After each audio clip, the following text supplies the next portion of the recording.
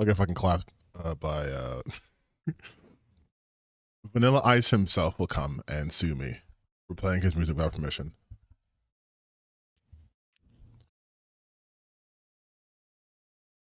It's fun though. Great song. Great song. Super banger. I'm gonna watch maybe the game podcast is back on that bag. Like, thanks a bunch. I need a stream to watch. You're welcome, Montana, who seems to be here consistently. Also, thank you everyone else who's here, whether you're watching this on Twitch or YouTube. I've been trying to multi-stream more because, well, I have both a Twitch and a YouTube, and kind of hedging my bets onto which platform will still be around after, you know, the whole going to apparently Congress to have a conversation with the government. Make sure this microphone, is this my right microphone? Yeah, this is it. Okay. Sometimes it feels like the audio of my stuff is like really off. Yes, you guys, that's right. I was playing Ninja Rap because I yearn for the days when I can watch a movie that has a dedicated dance break within it during a fight scene. Maybe I'm just old fashioned, but they don't make them like that no more. That's what the kids are missing. They're missing Vanilla Ice in movies.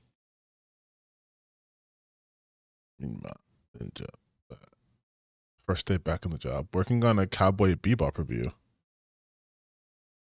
Like a retrospective, I'm assuming? Or are you doing it about the Netflix series?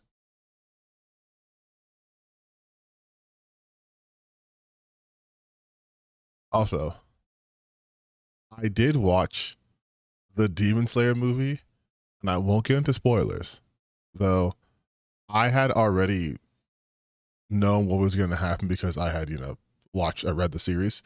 But man does Ufotable know how to composite. Holy shit, man. I think more than any other manga, Demon Slayer benefits so much from being translated into animation because they put on a spectacle. Do you understand me? It's almost as if you're watching a more cohesive Fate stay or Fate slash whatever you want to, whatever secondary phrase afterwards, right? Like, I know it's the same company, but holy shit, dude. Like, I don't think any production studio does spectacle better than they do. I really don't.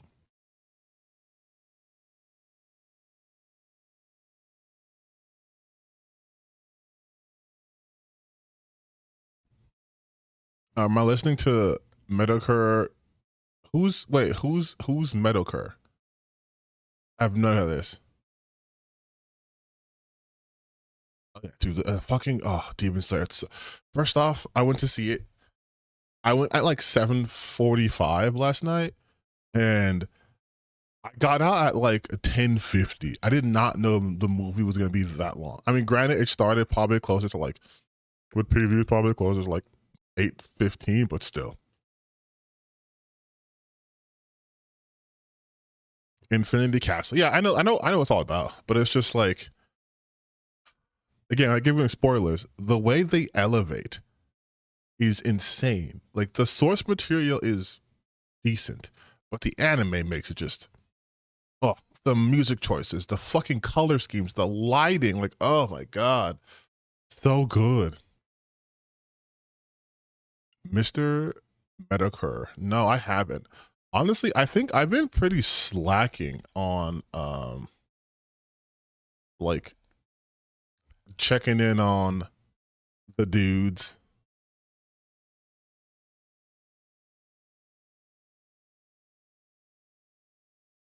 Like, I have no idea who.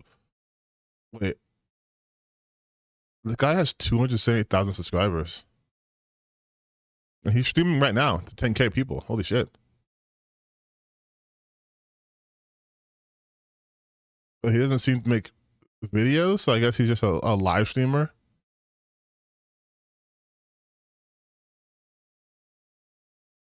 I don't know.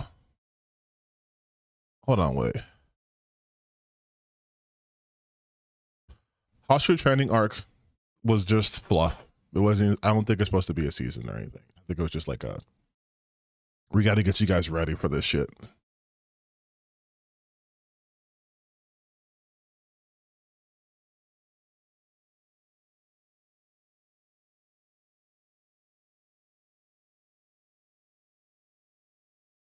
Wait.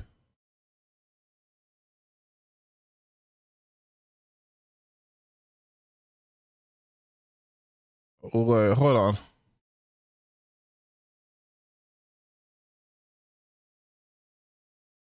Who is?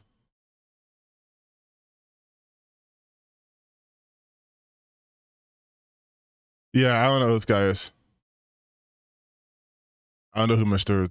Metacore is, but I don't want to deal with that.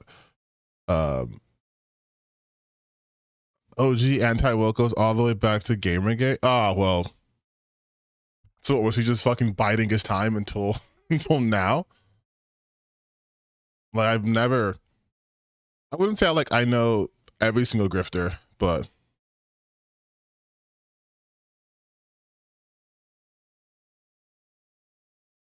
I never heard of him. But okay. So I saw Demon Slayer. Shit was gas. Shit was absolute gas. Came home, went to sleep, went to work. But I did see some other shit. My weekends aren't usually super busy, so don't worry, this section will go by very shortly. But I got a notification and I was like, oh, this is actually something nice. So I thought it'd be nice to share. If I could just find it real quick.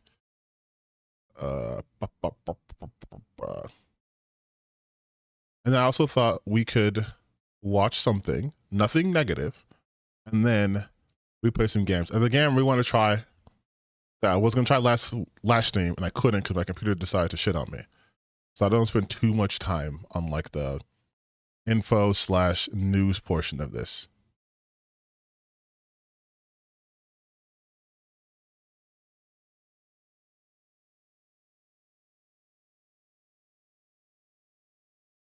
Also, it's been very weird lately. I feel like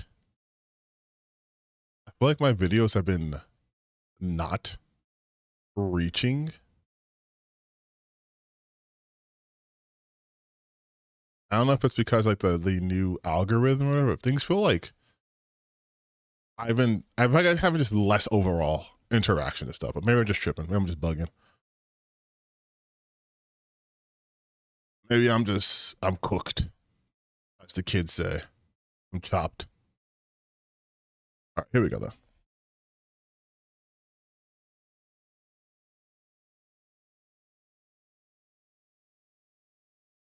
Well, we'll talk about Ghost of Yotei, but I got this nice comment.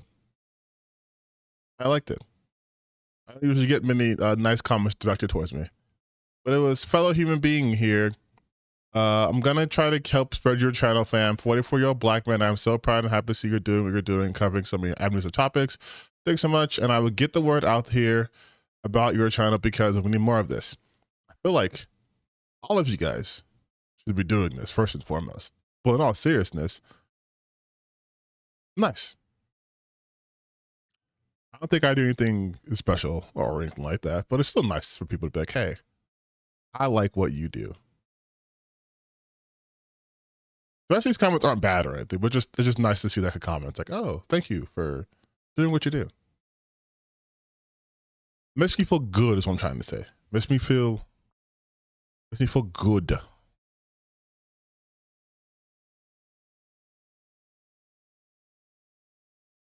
That's it. Also, I wanted to share. We can go back to it. They're just the personal nice things that happened. Bro, people in Brazil are using Kirk's throat issue as an excuse to outlaw communists here. Oh my god. I hate how American politics bleed into ours. Listen, man, I hate to be the bearer brought bad news. American politics is world politics, man.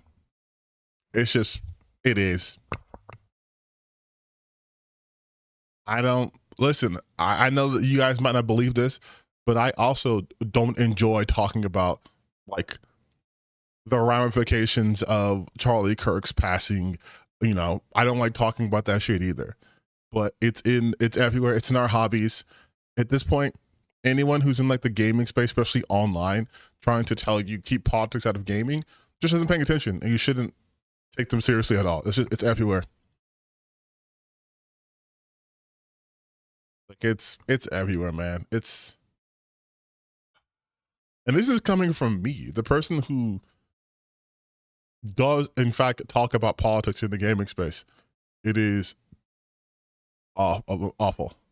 There's less delay on Twitch. Yeah, Twitch is way faster. Like, ideally, what I would like to do is just record videos, upload to YouTube, and just stream on Twitch. But I built my platform on YouTube first, and people don't like using multiple platforms, so. They had a vigil for Charlie Kirk. It's gonna get worse, just so you know, because I believe tomorrow's when his like the last big ceremony where all the big conservatives are gonna be there. It's happening in Glendale or Arizona. In fact, there was already a notifications on YouTube. Weird. It was already already was a man who was armed who pretends to be a police officer was at Charlie Kirk's site in Arizona. Don't use Twitch. I mean, I'll do both. Don't want you guys don't have to split the dip. I think though Twitch is a better streaming experience, and I'm less likely to get like my shit banned midstream if I accidentally watch a Jubilee video for 3 seconds. Yeah, and you get emotes over there. I just don't. I feel like though the only reason why I'm not like pushing my Twitch hard is because, which is the same name by the way, so it would be hard to find me. But it's because I think for Twitch I have to do more. Like I have to work on like emotes and all the other shit, and I don't want people to feel forced to like have to like, you know, give me money or anything like that because I'm not a full-time streamer. I'm just like a weekend streamer at most. Twitch is very live in Persona. Yeah, so I'm like, I don't mind using both. It's just I hate the fact that sometimes the service goes to ass, and I'm like, well, yeah, there's emotes. I think it's default. I don't know, man. I don't like.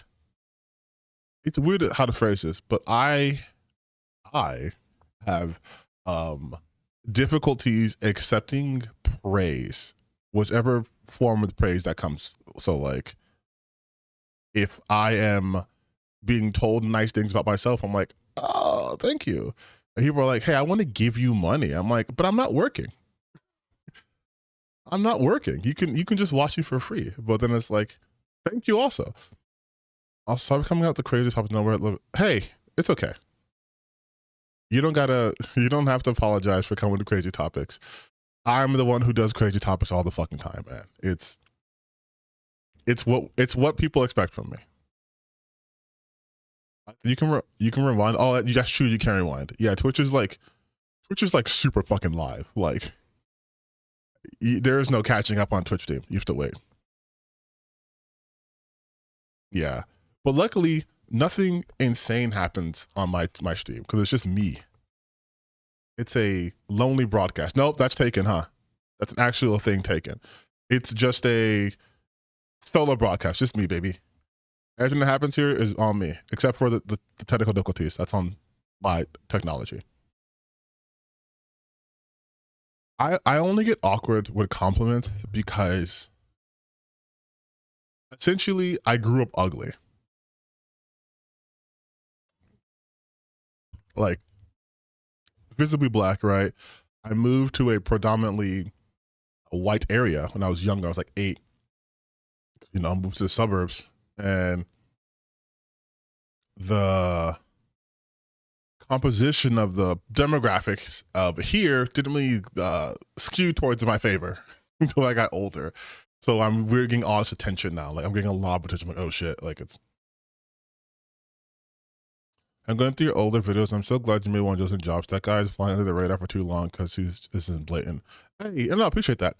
Yeah, that's kind of what I was going for, specifically that video. I do think there's lots of people who get to fly under the radar because they're not as open with their stuff. But once you actually, you know what? Crimes New Roman did send me a video of him a while ago, and I just never fucking watched it. Of Legendary Drops. Apparently he did something again. Oh, this is fucking perfect. This is so perfect. Because this is going to tie into the talking portion of today. I want to make something crystal clear before I move forward. Thank you for bringing that up. Because, yes, this is something I want to talk about, actually.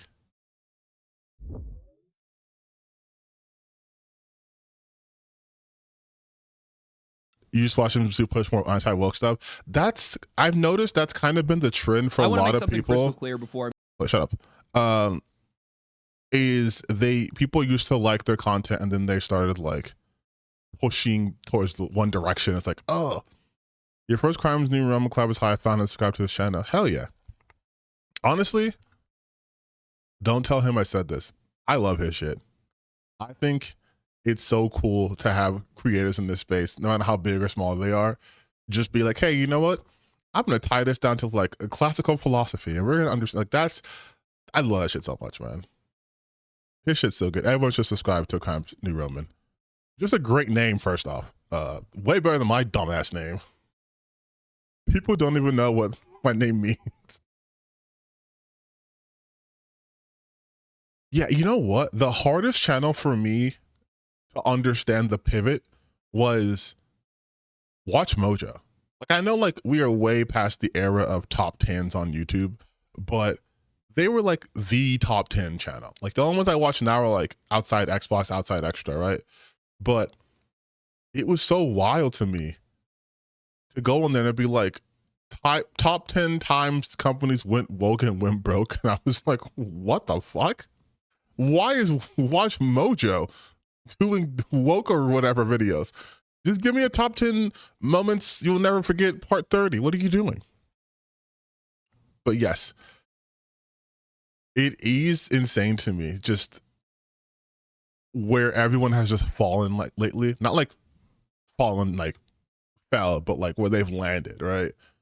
Where I think we're seeing a lot of people, especially in the gaming space, who could afford to have been apolitical, right? Apolitical, but now that politics are at the forefront of everything, they're like, which way's the wind blowing? Because, and I mentioned this like 10 years ago. I mentioned this my last video / stream where I was like, look at what Smash AT posted just 5 years ago, right? It was Black Lives Matter and yada, yada, yada. Now it's black people are actually bad. XQC, same shit, right? Like you have a lot of people who don't really have any convictions, at least, you know, morally, spiritual, legally, they probably have a ton of convictions, but they don't have convictions, so they just grift. Remember when Asmongold made gaming content? Honestly, this isn't specific towards him, but just in general, there are so many like, and maybe because I'm just not a live streamer ass person, even though I'm literally live streaming, there are so many live creators, I'm just like, I don't know what the appeal is. Like, obviously, they're doing something right and I'm not, because like they're, you know, have thousands of people watching their streams. And I'm just like, are we just watching someone play World of Warcraft? Like, because I understand like Let's Plays, but I was like, I don't understand how like Asmongold became this huge online content creator in the gaming space. I'm like, he just plays World of Warcraft, right? Like my first time even hearing about him, I think was like 3-4 years ago. And I thought, okay, he's a WoW creator. And then suddenly it was like on Twitter, Asmongold just, you know, recited the fucking Mein Kampf. I'm like, what? Yeah, and I remember people were doing the React content. I remember React content started kind of popping off on Twitch, and like a lot of people switched to being React content creators. I'm not gonna say anything bad about that because I do reaction content too. But he just like exploded, and suddenly everyone exploded. And suddenly it was cool to talk about politics in games, but now it's only the right politics. And I mean that quite literally, like right-leaning politics. If you're a gamer and you talk about anything that's left-leaning, you're somehow the enemy. But let's get into some. I don't know nothing second ship, no charisma. No, I don't think that's what I'm saying too. I don't think these people are like particularly charismatic, right?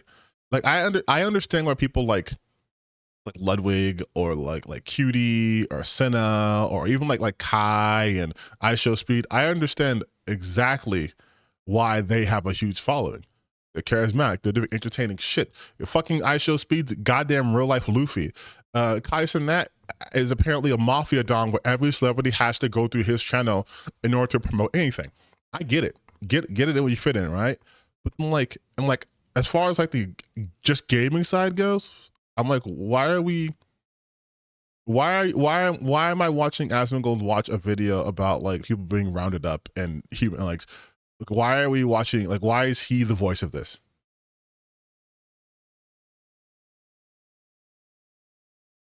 Dark Viper AU.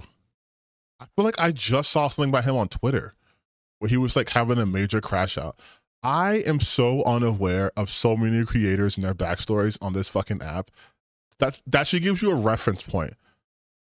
As I am someone who's chronically online, I'm so chronically not in that particular space though, that I am like I'm gonna be straight up with you guys.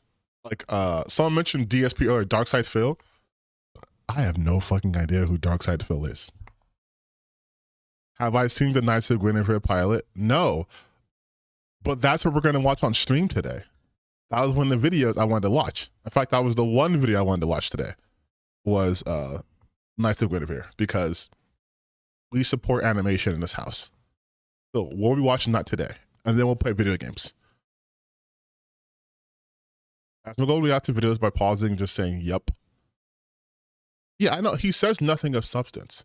You want to do an Asmongold video here? Here's how it works. Here's what we do, and I'll use the correct even fucking angles on this. All right, here we go. Here we go. Watch this. I guess this is the legendary drop video, but here, this is what we do. I'll do my Asmongold impersonation. Hold on. I want to make something crystal clear before I move forward with this video. Everybody is allowed to have opinions. Everybody is allowed to voice those opinions, but they have to make sure that they are weighing the consequences of their own words and understanding what kind of impact they're going to have. And I don't think that's happening. I don't think it's happening at the scale that it should. I don't think it's being called out the way that it should. And I think it's had a detrimental effect on the relationship between the customer and the game developers. Deep-rooted narcissism and a lack of consequences. That's ultimately what the problem. Oh, yeah. Yeah. Is that weird eyebrow shit? Yeah, no. I would say there's a huge problem with the way these developers are acting. I mean, you have all these weird activists coming in the space, and they're saying shit. And you know what happens? You fuck around, you find out, right? Yeah. Like that's a fucking Asmongold video. That's what he does, right? That's it. Am I wrong? That's just it.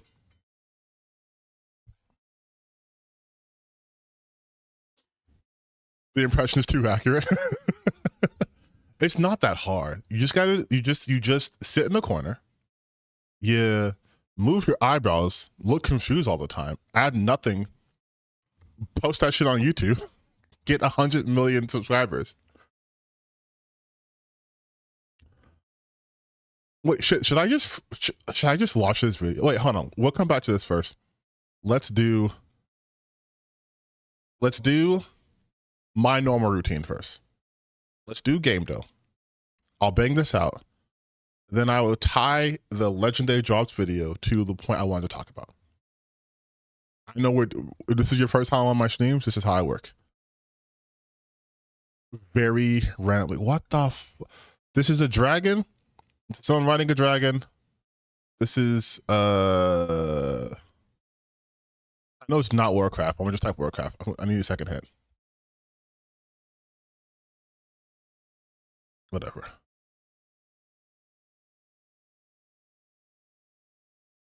Is one of those might and magics? Mandate of Heaven, sure.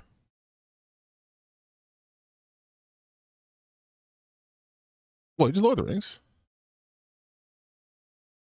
Lord of the Rings? Lord of the Rings? No. No, I have no idea what the fuck this is. I don't care, really. It looks sick. Whoa, super chat. Oh, thank you. Yeah, basically the way Asmongold exploded was not because he had an appeal. He just found viral videos and then reacted. Yeah, leeching. Yeah, like, oh, Warhammer. Nice guess. Total Warhammer. Oh, it's Total War. It was probably Total War.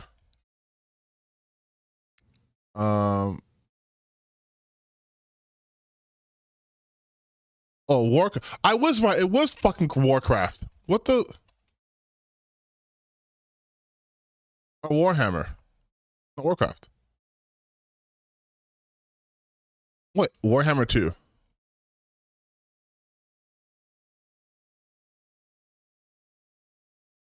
Hey, I got it right. Why I know it's the second one? Who knows? But no, yeah, that you're 100% right about what happened with Asmongold. It's just, I just doing you earlier and enjoy your content. Oh, thank you. I think I'm actually not sure what we said that, but you say enjoy my content, so I appreciate that. But no, yeah, that's what I'm saying though. Like, it is very interesting to me how certain creators blew up because, like, Asmongold's not charismatic. I don't think there's nothing like super insightful about him.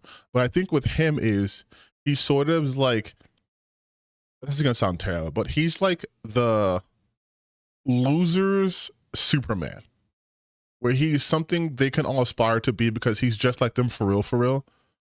Because like, even though Asmongold has way more wealth than everyone else who watches him, way more wealth than people who criticize him, myself included, right?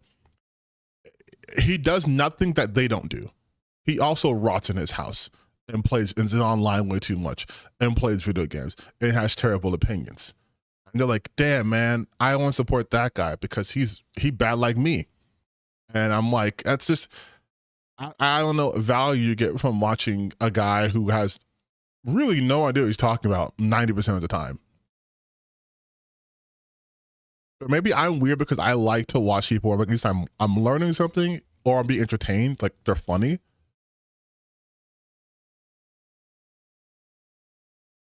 No, found. Yeah, okay. Yeah, no, they do say that he's relatable. And I'm like, to whom? Like, I can't relate. Again, because if we just talk about from like a financial standpoint, I also can't relate. He's a multimillionaire. But we're talking about, oh, he's just a regular guy. I'm like, this is so familiar. Hold on. We've done this before. Fuck. It's like a guy and a girl like trying to fix a ship and these aliens are coming. It's not Planet Coaster. What the fuck? It's, oh, I'm so mad. Battle Boy? No, it's not Battle Boy.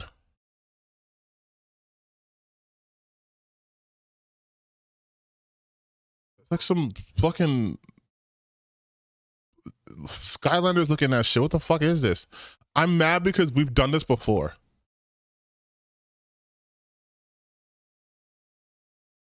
It's not like Plants vs. Zombies, like one of those types of games.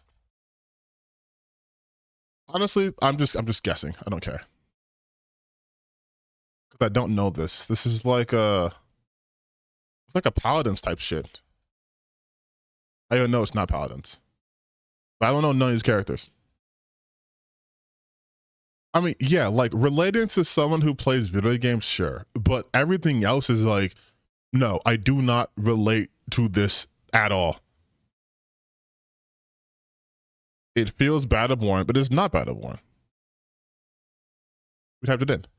So yeah, I like when people also too. I'm gonna say something. When people say shit like, "Oh, this person's relatable," they never really put that into context. Like, relatable in what way? The same thing you talk about with films.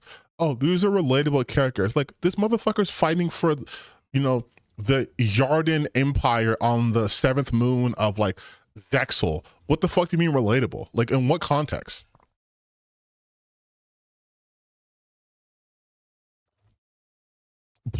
This is Plants vs. Zombie, but Zack Snyder edition. I don't even know. This is a MOBA game. It's a fucking, let's do Spellbreak. Oh, it's not even an option. Okay. Fortnite. No, this is one of those, whatever. I know it's not Fortnite. I don't care. This is annoying. I think I've done this before. Torchlight. Would never have guessed this. Would have never fucking guessed that. But I'm getting so irate. I'm so sorry. But wait.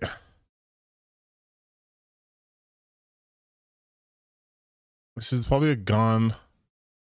Is this fucking Far Cry? Is this what's his face? Hell fucking yeah. Oh, you said fast too, my bad. You wanna know what's the definition of insanity? Gary, that makes you realize you know nothing about video games. Honestly, it makes me realize maybe I should have touched more grass when I was younger. You guys don't understand how many games I've not played that I still get like, oh, I know this musical. I know so many video games as musical soundtracks, and I've never played them. I've never played a Fire Emblem game in my life, but I know exactly where God Shattering Star comes from. Lion Clown Coins. I don't know. What the fuck? Lion Clown Coins. Like a game with the lion? Or there's you play as a lion? Big Mother Armor Core, but I've yet to. Yeah, exactly. Like, I will play video games and I will play video game music that I've never played. I only played Undertale because I heard the music. People, oh, it's a good story. I'm like, sure. Music's a banger. I'll play it. Lion Clown Coins. Lion Clown Coins. That seems like I could just get, how does it Mario? I know it's not Mario, but I want to guess like Mario. What was that one where he's like with the giant lion? It's like with Bowser. Super Mario Zoo Tycoon. Zoo Tycoon. No. Horse Tiger Konami. Lion Clown Horse Tiger Konami.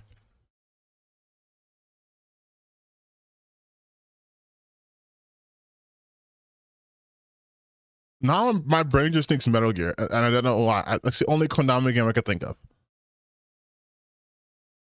That and like Contra.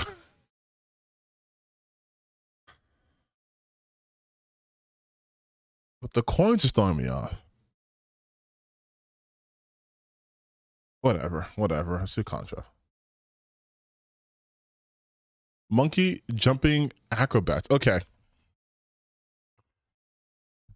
Starting to piss me off a little bit now. Starting to piss off a little bit. Monkey, horse, tiger, lion, like I fuck Zodiac? What the fuck is this? Acrobats. Jumping.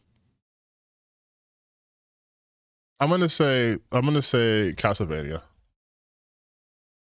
I'm gonna say Castlevania. Carnival juggling obstacles, bro.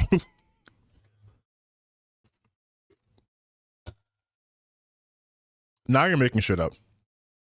Now you're making shit up. Now you're just making shit up. What the fuck? What? Killer clowns from outer space, some shit. Is it with a K? Clowns? No. Yeah, Circus. How about Circus Charlie? Hell yeah.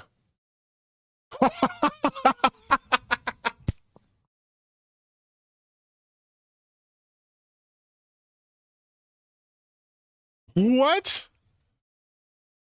Oh my god. Yeah, dude. Yeah, dude. I know Circus Charlie.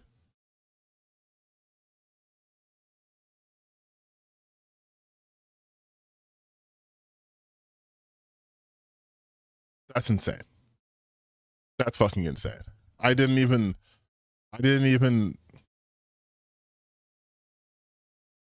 It's a game from 1984. I wasn't even born.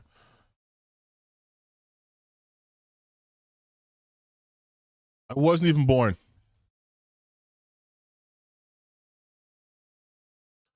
Game though, why would this be an option?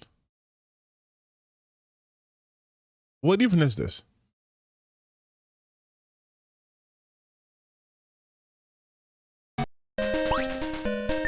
Why would you even fucking, bro? You want to talk about pulling shit out of my ass? I've never heard of Circus Charlotte. Okay, once again, we are starting with a Hollow Knight Silk Song because it just came out and it's so weird that they're not even. Oh, it's a single player game. Got that right. 97. Yeah, I was born. I mean, I was born in the 80s, the late 80s. I'm born 89. So like, you clipped it.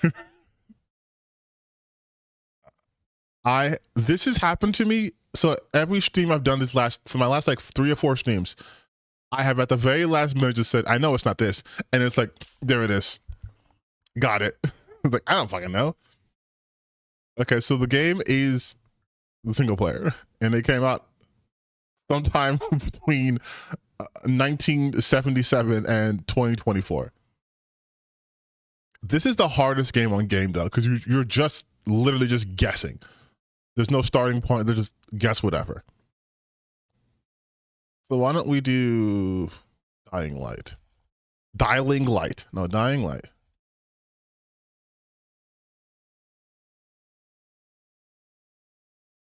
Oh, it's way older. Okay. Why don't I do... Oh, so it might be first person. So it might be one of the first person, third person games again. You're born in 1999. I was born in 1989. I was born a year before you. How do you think I feel? I'm an old man. I'm an old man online screaming about things on the internet. And we'll get to old men online screaming on the internet too, because there's some crazy shit I saw today. Just like some real like, is this your man's type shit? But let me focus real quick. First person, single player, but possibly first person, third person, because the yellow means I have one or more things correct. So let's do Grand Theft Auto 5,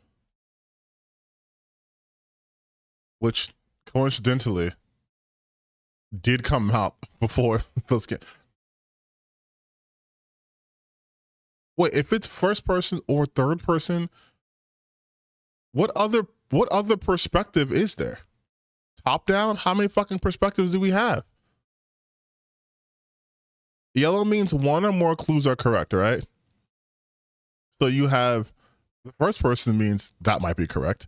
So first person, third person means there's more perspectives. Heretic? They did that before. Okay, so it's not 1994. Let's do like 2000. Let's do like 2012. What's a 2012 game that has single player? Oh yeah, single player.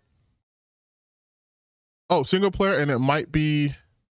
So it's probably adventure for sure, but not a shooter. First person perspective. Was it? Is there like a second person perspective where you're watching the main character do something? Like what the fuck? there's gonna be some bullshit like, oh, this is actually a game when you can shift dimensions and perspectives. So it's like like a Zelda game, like the Minish Cap or something.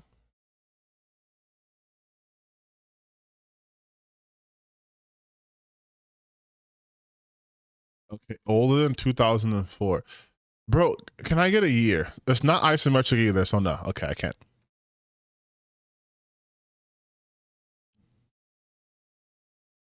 Yeah, what game has multiple perspectives? But doesn't have isometric or bird view. So that means it can't. I don't. Fallout 4? No, because Fallout has shooting. There's no shooting in this.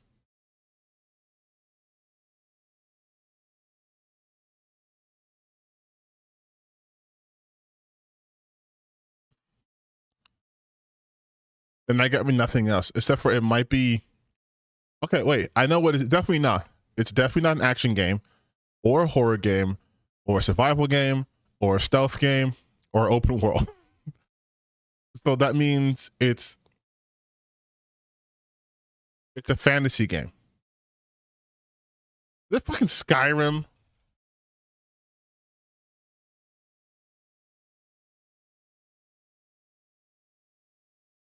It came up before 2011. Oh my god, dude. Multiple perspectives.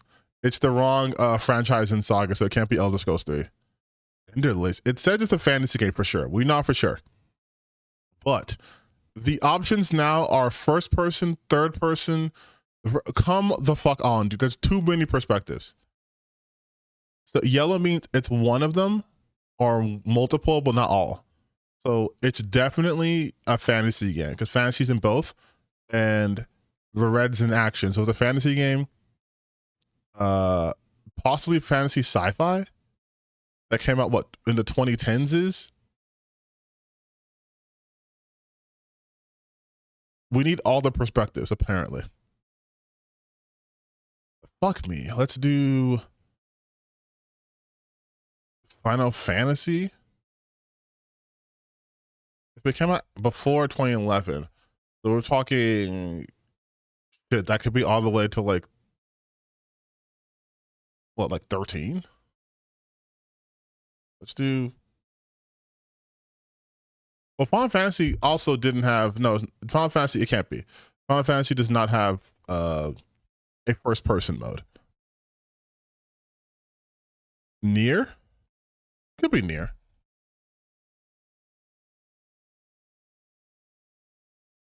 Oh my fucking god. Oh my god. 2009. It's not even a Near game. Dragon Age? Is there for? I don't even know what the fuck the perspective is in Dragon Age. But it is we gotta think fantasy.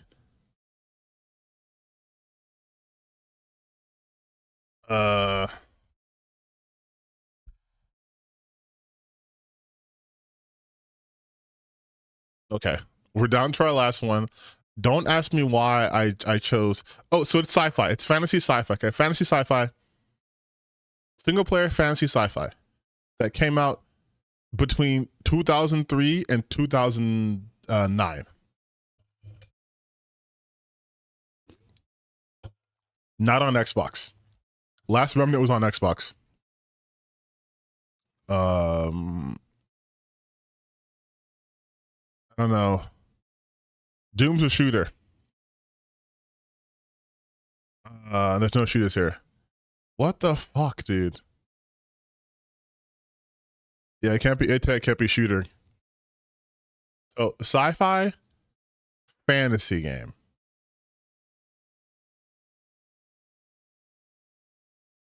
You know what? I'm gonna say World of Warcraft. I don't care.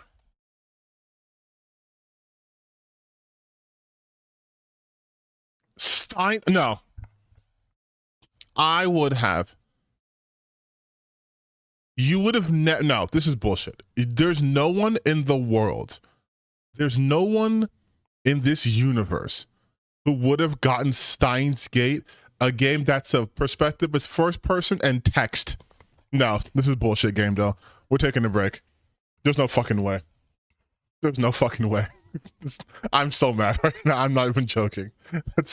There's no way.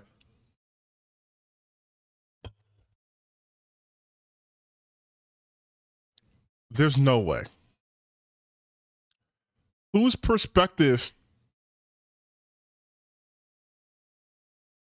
What the perspectives in this game?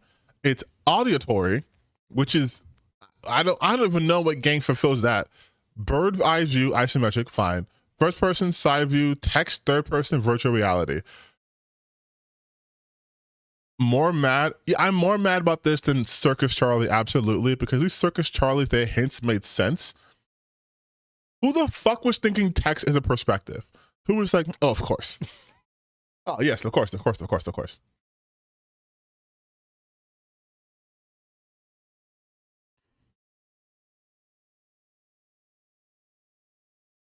Developed by, never heard of him. Kadawaka, Kadokawa I've heard of because that's the company that produces, they also do manga. Especially like Shueisha, which is Shonen Jump. And then you have like Square Enix, that's your thing, and then it's Kadokawa, and those like the big guys. But I feel like for a visual novel, I don't think the perspective can be text. You know what I mean? Because like it's a visual, like you're still seeing. It's not just words on the screen. It's a visual novel.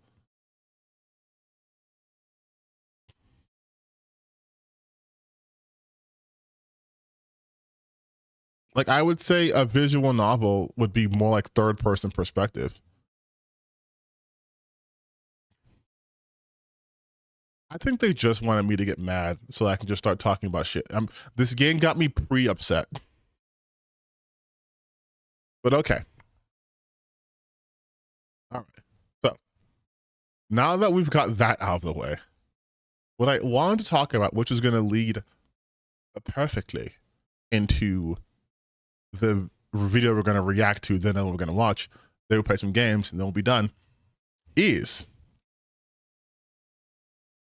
first things first. I want to make sure I went big face just so you guys don't see anything. Make sure I'm not like doxing myself like I've been doing lately. But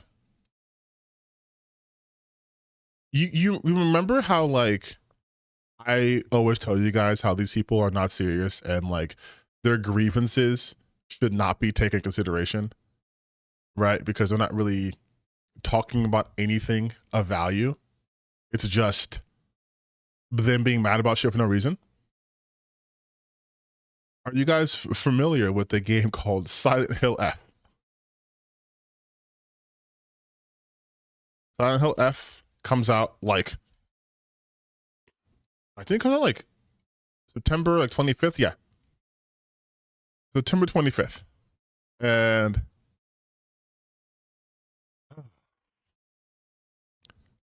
I'm going to just fucking, here we go. I want you guys can read this for yourselves, okay? You don't need me teeing this up. You can look at this for yourselves.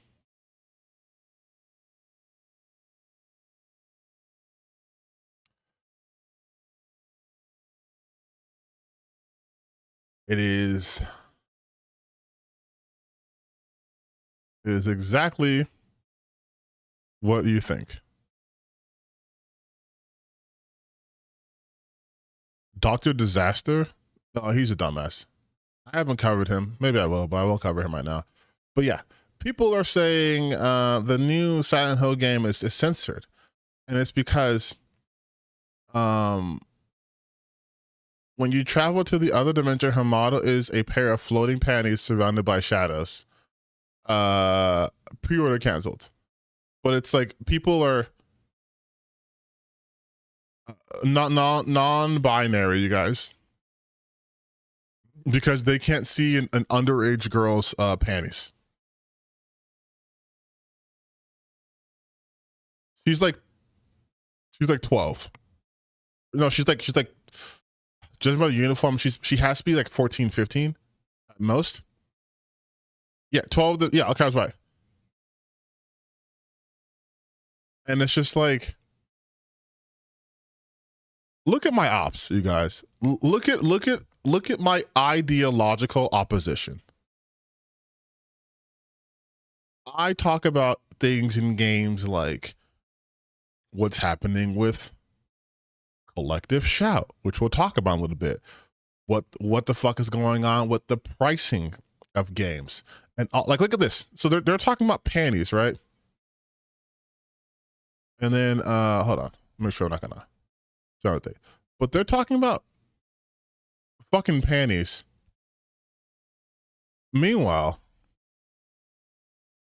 Microsoft is raising the prices on Xbox consoles yet again in the US due to changes in the macroeconomic environment. Series S going from $379 to $399, Series X from $599 to $649, Series X digital from $549 to $599, and the Series X from $729 to $799. So from $800. 800 big ones. This has more impact on your gaming experience than if you can see the underwear of a fucking model in a game who was portrayed to be at most 15 years old and at the low end 12. And not one to miss an opportunity. I was like, oh man, if only someone had said this shit would happen. Do you guys remember when I said this shit would happen and people were like, you're lying, you're just being an alarmist, and I've been correct every time? But do they want to address the fact that the politics of the person they voted for is actively fucking over their hobby more so than any blue-haired activist? This video is how I found my channel. Oh, sick. Thank you. But yeah, like, that is the reality we're facing now is people are going to be priced out of playing video games. The hobby that they say they love so much, they're not going to be able to afford. Because, like, I'll tell you straight right now, I would not buy a console at this point.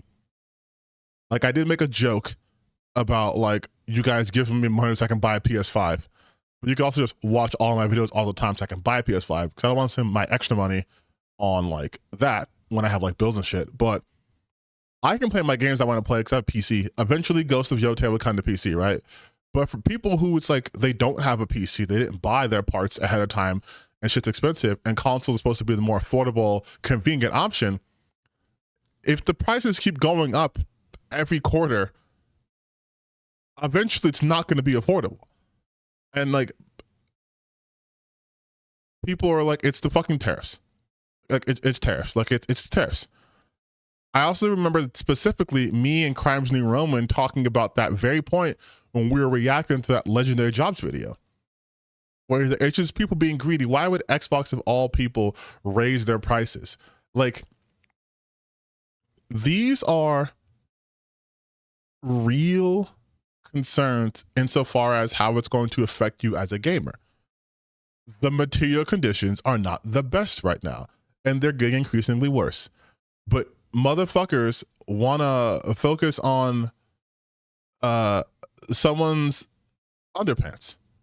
Right wingers' greatest fight is being able to see the pants of a 14-year-old. Like, it's literally, they would rather do that.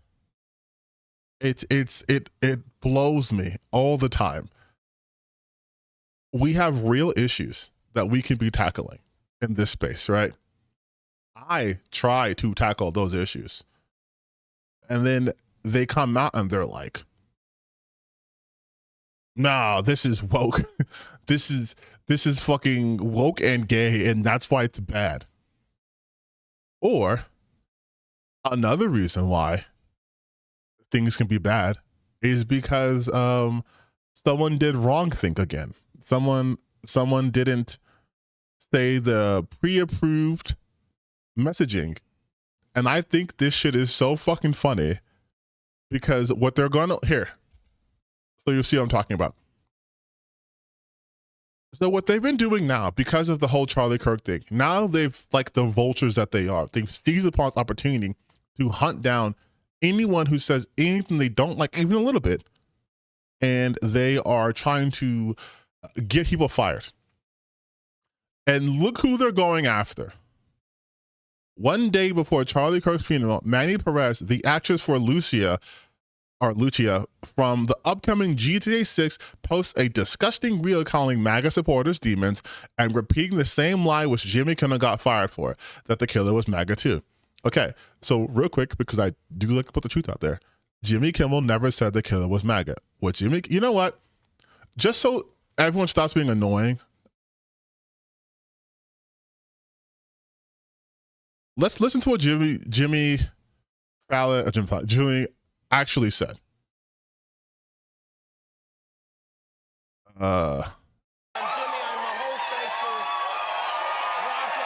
So see right here about the billions of dollars he's been raking in since the election. President Trump said Prime Minister on him. Time bragging about his $200 million ballroom again. He said it's going to be the greatest ballroom anywhere in the world. Oh, how exhilarating for all of us. He's so excited for these balls. He did manage the homie. Trump claims he's going to pay for some of the cost of the ballroom as a gift to us, which... No, come on. Here we go. Hi, I'm Jimmy. I am the host of the show. Thank you very much. Welcome. Thank you for joining us. This year, he brought his wife, which was... Oh, my God. Sure. And I have to say, I don't know that before the Foreign Affairs Committee and the Honorable Senator... Jesus Christ. Why is the clip... Books and tell-all books about the tell-all... Where's the fucking clip? Yes, thank you. We hit some new lows over the weekend with the MAGA gang desperately trying to characterize this kid who murdered Charlie Kirk as anything other than one of them and doing everything they can to score political points from. Here's everything you need to know about the off-key monologue that got Jimmy Kimmel's show pulled indefinitely. That's all he fucking said. That's all he fucking said. He just said that, which was true. All of what he said, 100% true. Lows over the weekend with the MAGA gang desperately trying to characterize this kid who murdered Charlie Kirk as anything other than one of them. That's it. That's all he fucking said. That's all he fucking said.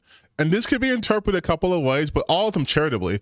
He could either be saying that, which is the true thing that happened, which is people from the MAGA side and like the government were in fact trying to put out any message and saying that he was not one of them, because they were like, he's trans, he's a trans Antifa super soldier, he's this, he's that. The newest one's like, he's a furry. They were saying anything other than him being a white kid from Utah who grew up with a confirmed MAGA family. That's not to say that he was MAGA, but that's one interpretation. Another one's like, he could not be one of theirs, like a cis white dude. He has to be, again, mentally ill, or he has to be trans or whatever. But there's no charitable way you could take this as him demeaning Charlie Kirk.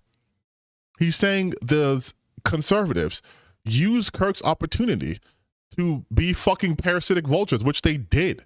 Like, that's literally what happened.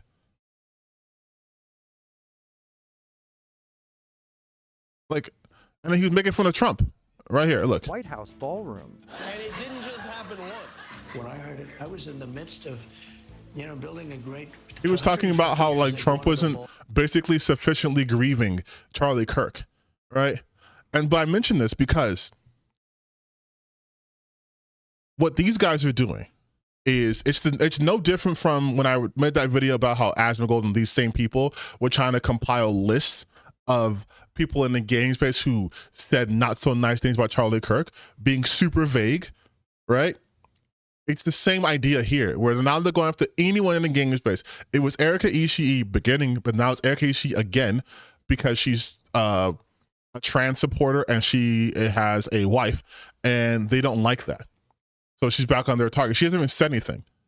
But obviously it was Sucker Punch, right? With the one of the artists who got let go because of it, and even though they're not gonna play this game, and now they want to go after Rockstar, which is why I said the repeated lie that got fired for that killer was MAGA too. The voice actor for GTA 6 apparently reposted this horrific video. The horrific video, I'm pretty sure, is not. You know what? Let's go to Pirate Nation. Let's see how horrific this video actually is. I blocked him. I'll unblock. No, I'll unblock him. Just so you guys know, Pirate Nation also apparently was a former scammer who is a guy who pretended to be a girl online to sell feet pics. That's their lore. And just to let you know the kind of person we're dealing with. This is him.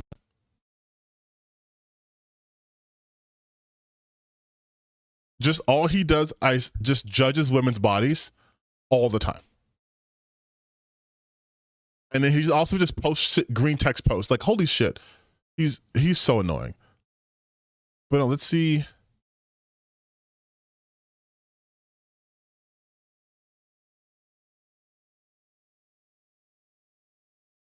Of course he has a Nikkei fan. God damn, dude. This is all you post? This is all you do all day? Gene commercial assassinated.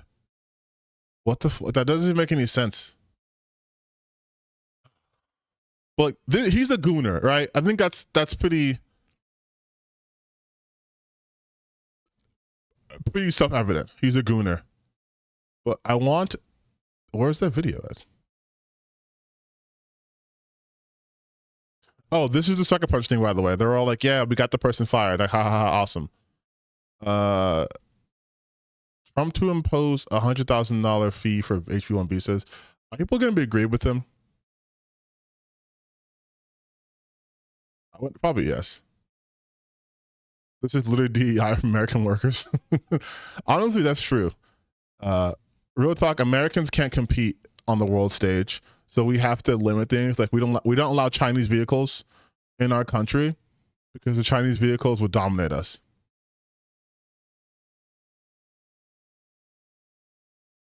Holy shit. Okay. Why can't we see her die horribly, be psychologically tortured, but flash of panic is too far? Why do you want to see it? Exactly. Exactly. Like, these are the people. These are the fucking people who will be like, they're ruining video games. Also, why can't I see a fucking underage girl's panties, you guys? I thought we were big gamers. Oh my, I'm getting sick of going through this guy's fucking account. Where... September 19th. Wait, UK police show up at a cancer patient's door demanding an apology for social media post? What's wrong with the UK? Motherfucker, you guys are mad at people on the internet. You're essentially just doing the same thing.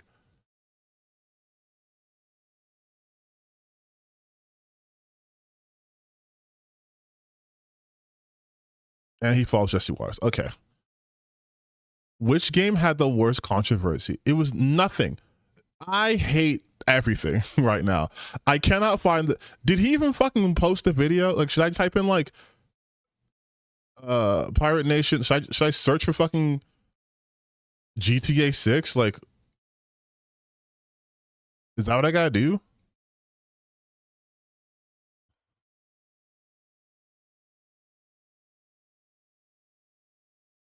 No. What is even the video? I want to see what was the bad video. Hold on, let me go to this media tab. I'm gonna see if I can find it here.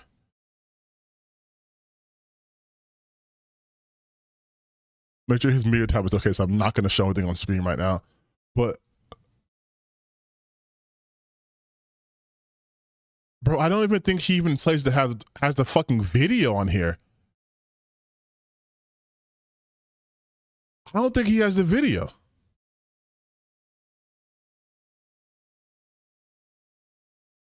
Why are these guys also weirdos? They're always weirdos because they're weirdos.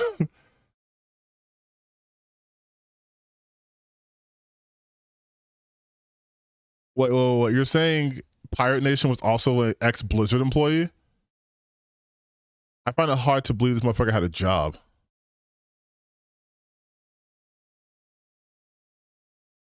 But I want to see something. Wait, hold on. Let me be smart. Let me look at the date. Using my brain. Let me look at the date that was posted.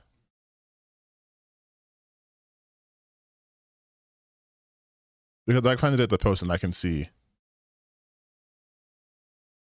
No, it just says 2 hours ago. Okay, so that's not really helpful. I don't even think, real talk, I don't even think they have the video. Yeah, I'm scrolling through here. I don't think they even have, I don't think they even showed the video. I think they just took a screenshot and just said it was a terrible video and didn't even fucking show it. Because now I'm on Oh, you're talking about Tor? Yeah, I know about Tor. I know Stop Killing Games. Wait, y'all, they don't even have the fucking now I gotta do all this detective work and bullshit. Let's see. Knowing how YouTube works, I'm sure by now there's going to be somebody who has uploaded this. Let's see, GTA 6 controversy, maybe?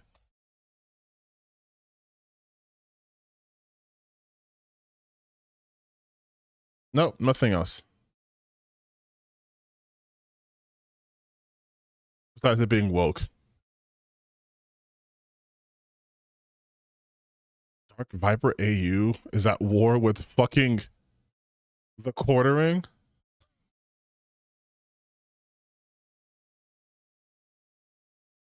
Wait, hold on. 2 days ago, I released a video where I Jeremy, aka Wait. There needs to be consequences for these actions, legal consequences. Some of my longtime viewers. Wait, oh my god. Do I have to watch a fucking quartering video to do this? Please no. AU, not even in America. Oh my god. God damn it.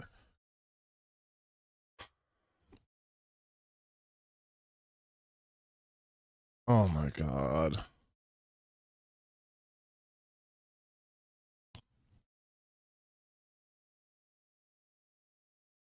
What? I'm just trying to find the clip. I'm just trying to find the clip that they were talking about. Oh, maybe I'll just type in Manny Perez, fucking Charlie Kirk. Like what did she post?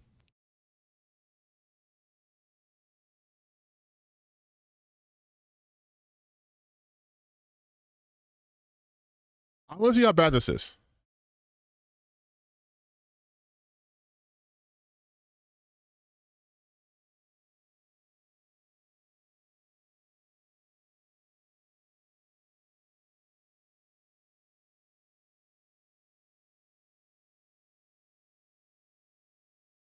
Wait, what? Hold on. You guys, am I losing my mind? So, of course, this fucking loser has also retweeted it. It says post unavailable. And I get it because I have him blocked. He has me blocked. But I can still see this. If I click on the link here, it says, this page doesn't exist. But I can, did he fucking, he deleted the post. He deleted the post. Oh my God. Yeah, because I'm on September 17th. I'm on September 17th. He fucking deleted the post. So we don't even know what the video said.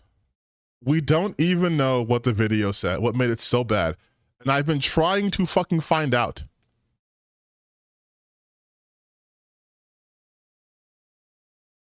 There's nothing else recently.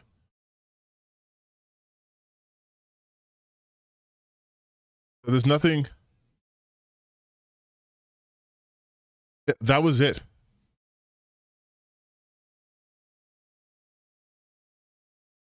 That's it. There's nothing else. Oh my fucking God, dude. There wasn't even.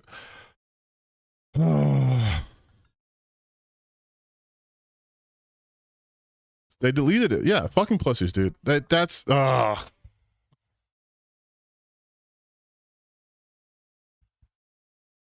Also, this is Pirate Nation. This is not Pirate Software. Just so you guys, people might be confused.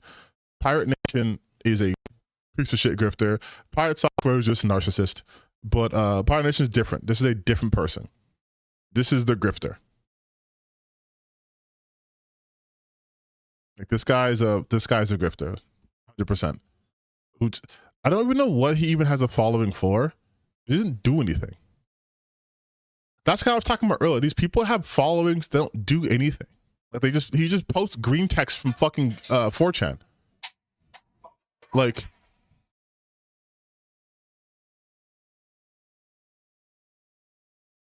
and like he doesn't post any links to news sources either. He just says shit.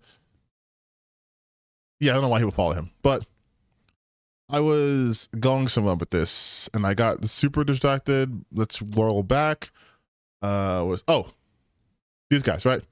So they want to go after Rockstar. And this is no different from, like I said, when they were talking about going after people who didn't post the right things about Charlie Kirk, yada, yada, yada, yada, yada. But I hope that they do this actually. I hope that they actually try to galvanize people to go after Rockstar Games, because what is the outcome for this? Like, does he think people aren't going to fucking play Grand Theft Auto 6? Does he think Rockstar gives a shit? Because they don't.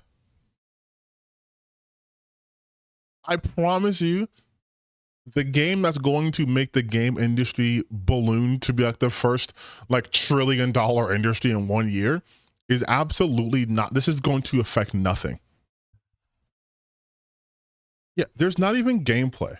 And there people are so afraid of this game that when they changed their release date, literal companies were breathing sighs of relief. They don't care. Nor should they in this context. They shouldn't care because it's nothing. But this is what these people do. They don't have any real gripes. They're just upset about shit. Like, look at, what was I going to do before? Remember the Steam curator page? It's at 23,000. It'll probably be higher now.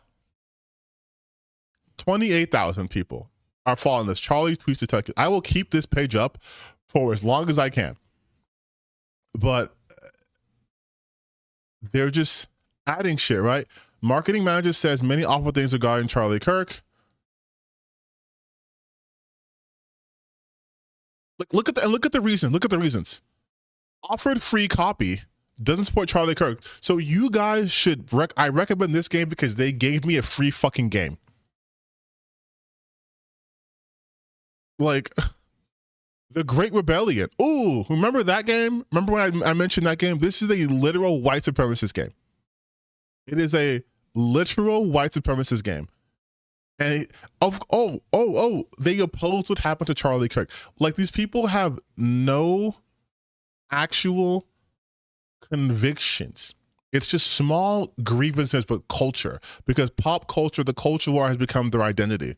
So they will promote literal white supremacy. I'm not even kidding. The Great Rebellion is a white supremacist game. Like, it is literally white supremacist game. They have added Stone Toss into this game. They added him. It is a white supremacist game. Like, I can't, like with real ties to white supremacy.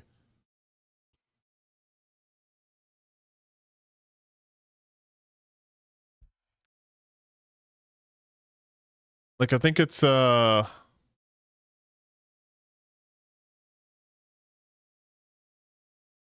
it's literally tied to,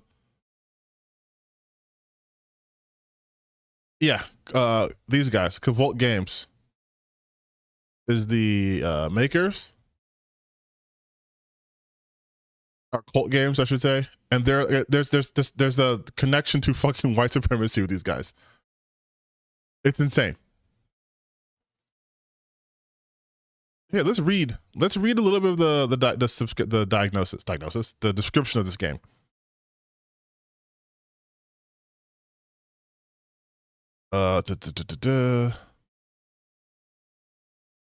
It is, hold on, let me make sure I can click on this link, because you know sometimes Reddit will be like crazy.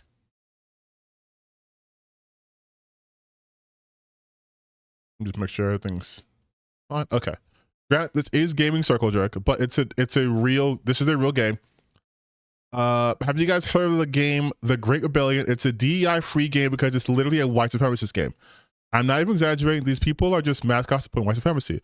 The trailer mentions a man fighting Europa, and your enemy controls the world and are globalists. They added Stone Toss to their anti-DEI game, and exactly if the young players start playing the game, they can't stop winning. And it's White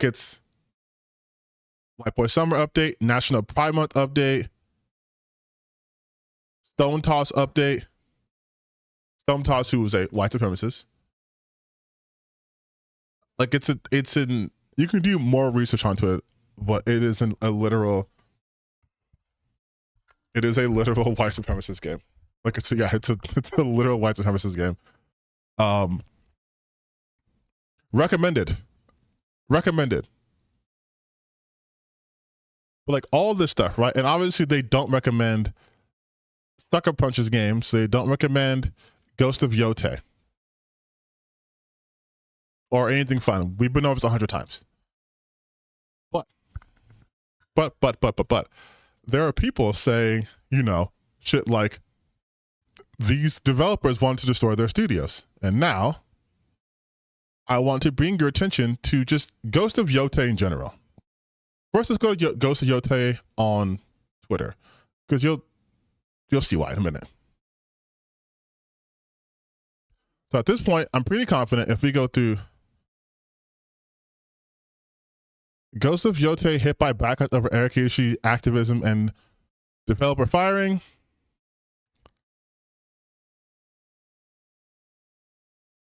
Tectone. Oh, wow. Remember when you were going to take a fucking break from being on the internet and you just never did? If you ever need another reason not to buy the Ghost of Yotei, here's their lead voice actor. I am Antifa. So is my wife. For those of you who don't know, Antifa just means anti-fascist. You are against fascism. I'm Antifa. You all should be against fascism.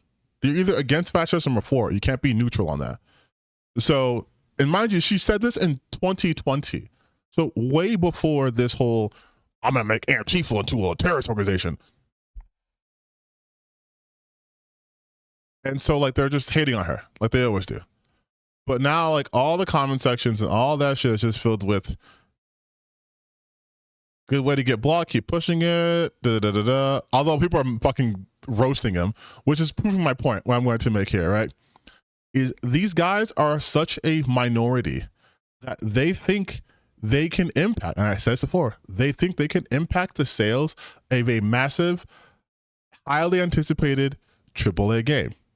And of course, you'll see on YouTube, you'll see people say, this isn't anticipated at all. People don't want this game. People are tired of it, yada, yada, yada. You're going to see the original, the usual suspects talking about, how it's bad and shit or whatever, right? Ghost of Yotei boss damage controls over Dez, vile Kirk comments.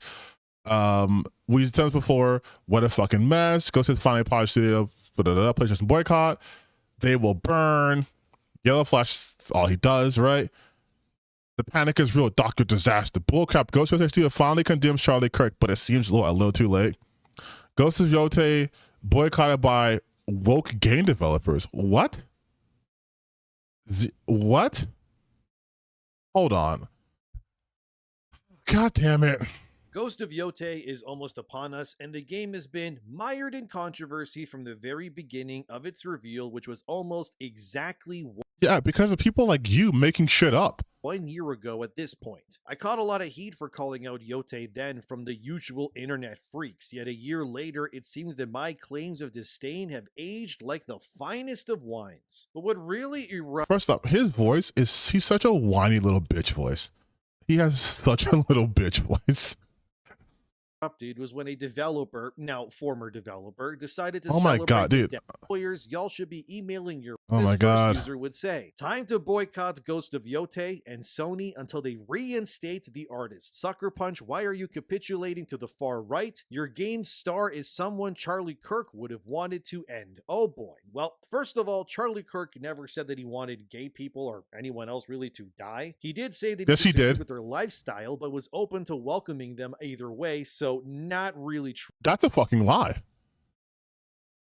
What are you talking about? Charlie Kirk has literally asked for the eradication of like transgenderism. What did we do? Okay, so here's a fucking lie. This is nothing. This is nothing. I'm not gonna watch this. I'm not in the mood for him. But you can see the trend here. They're like, oh, the game's dead away, dead on arrival, DOA, yada yada yada. Now let's actually look at some numbers here. Oh, what? Whoopsies. Ghost of Yotei tops PlayStation pre-orders across multiple countries despite heavy criticism. Deluxe version outselling base game in 11 countries. Uh-oh. Sounds like people don't want to play this game. Oh, I'm sorry. I was being stupid. Sounds like people are, in fact, highly anticipating this game.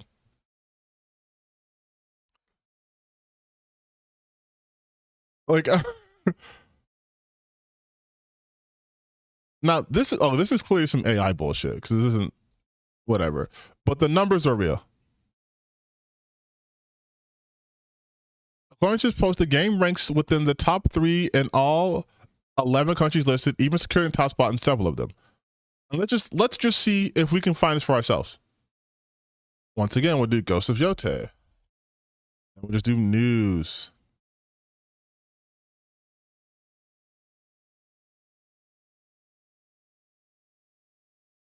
Ghost of Yotei. Well, that's the firing. They're going to obviously talk about the firing.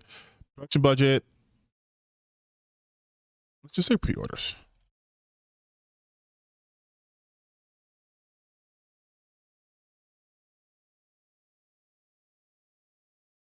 Let's keep Farrell crazy. I'm glad she's happy. Ghost of Yotei. Ghost of Yotei limited edition PS5 console bundles and DualSense are up for pre-order. So it looks like it's only from, I apologize. Let's go Icon era.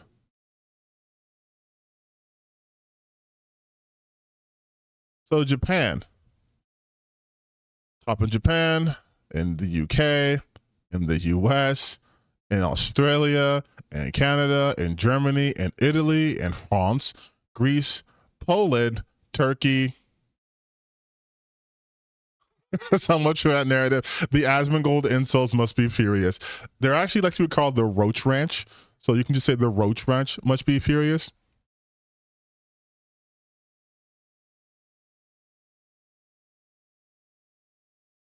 In Europe, it's only topped by the usual FIFA crap. Yeah, like this is...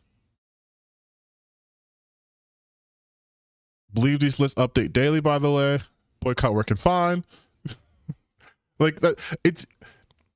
You see what I'm getting at though, right? Are you at this point you understand what they put out here as some sort of reality that people are going to boycott this game because the character is voiced by a queer woman or she's woke and just no one cares,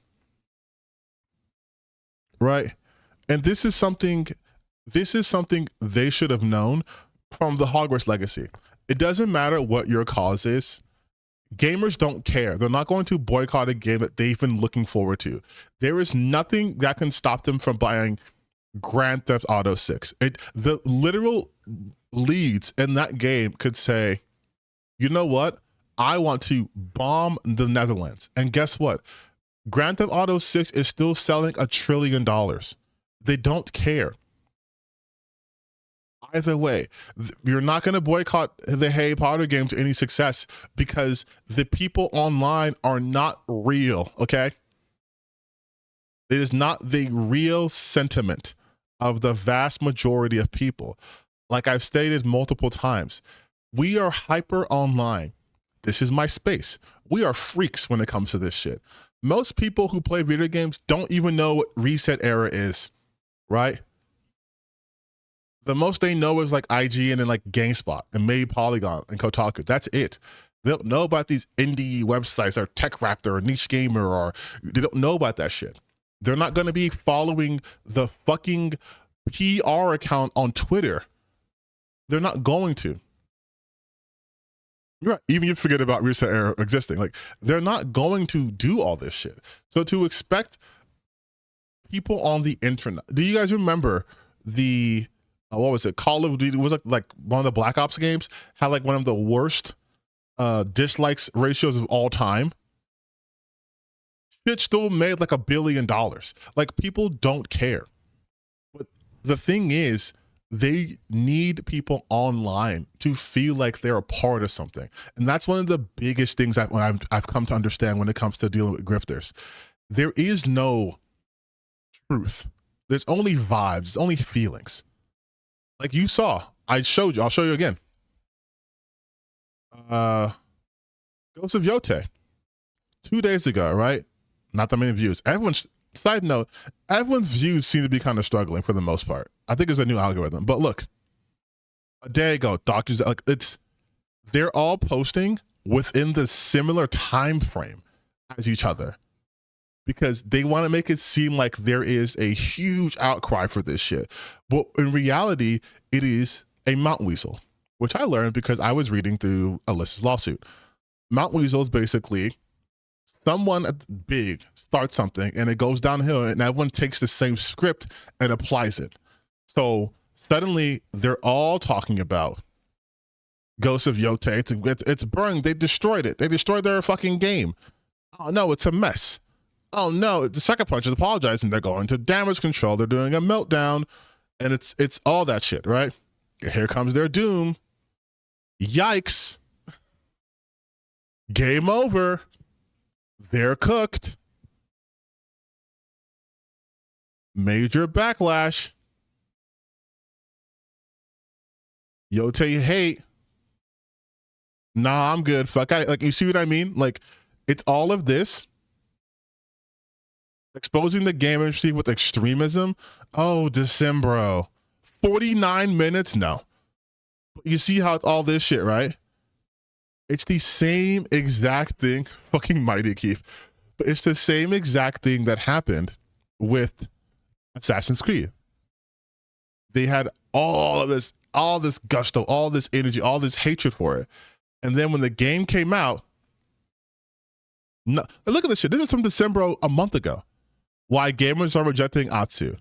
Like, these are all, that's me. And then it's 3 days ago. Ghost of Yotei boycotted by everyone. Leftist meltdown over their firing trailers. Like, it's all of that. And then the second, 2 days ago, goddamn. And then the second the game comes out, they're not going to talk about it at fucking all. At all. At all. And we know this because we've seen this before. It's so over. All this shit. Left and right are boycotting this game. No one's boycotting this game. The Ghost of Your situation is fucking insane. Why are you trying to copy Charlie's titling? It's just like, it's the same shit. It's the same shit. Ghost of Yotei is dead after Charlie Kirk jokes. Oh man. Oh, he has the fucking loser on him with him. He has no motion. Oh my God. Like, look at that. Within a week, Ghost of Yotei pre-sale numbers are weak. And see how this is before, obviously, Charlie Kirk got killed. Already trying to start shit. The pre-sales are bad. Because before it was the whole Charlie Kirk thing, they were mad that Erika Ishii was the voice actor and the main actress of the game. Which is why in my video, talking about paranoia, I mentioned how they made up a lie saying that Erika Ishii beat out Karen Fukuhara because they said Karen Fukuhara had no experience, which there was no proof of that. Are gamers in danger? Ghost of Yotei devs wish gamers get Charlie Kirk treatment. Like, they didn't even say that. But like, Sony's cycle praises death. Like, you get it.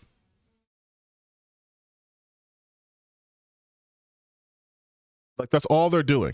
And then when the game comes out, it'll be fucking nothing. Because once again, we got Assassin's Creed Shadows.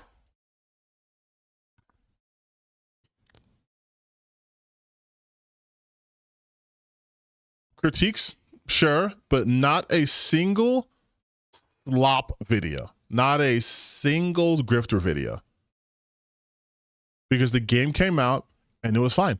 And so, oh shit, nothing. There's even updates to this game. Nothing at all.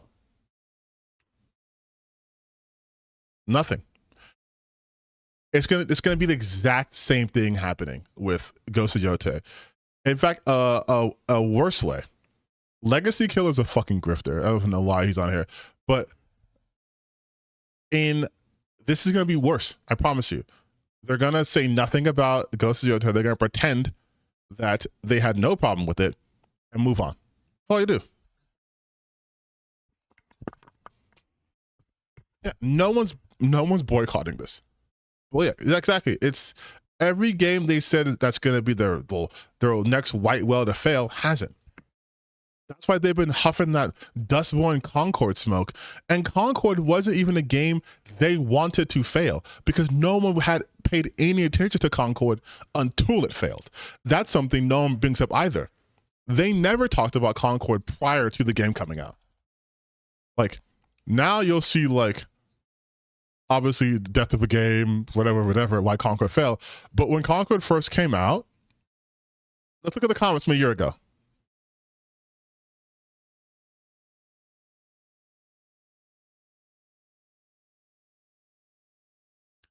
Nothing, while they're making fun of it, nothing here is to the level of like them highlighting what grifters always say. Like, you've seen those comment sections where they're like, woke garbage will not play, right? This is just about the game being shut down because it was shut down the same year it came out. Like, nothing here is about it being woke or gay or anything other than that, right? There's nothing about that in this comment section because they had no idea what Concord was. There was no pre-Concord hate videos at all. Like, you literally can't find anything here that isn't after it went out. There's nothing. There's literally.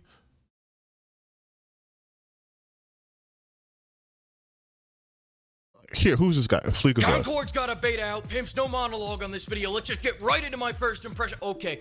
All right, that's fair enough. And the beta's over. Concord is like the Netflix adaptation of tens of thousands of dollars making these only for 70% of drug-addled Overwatch players to immediately hammer.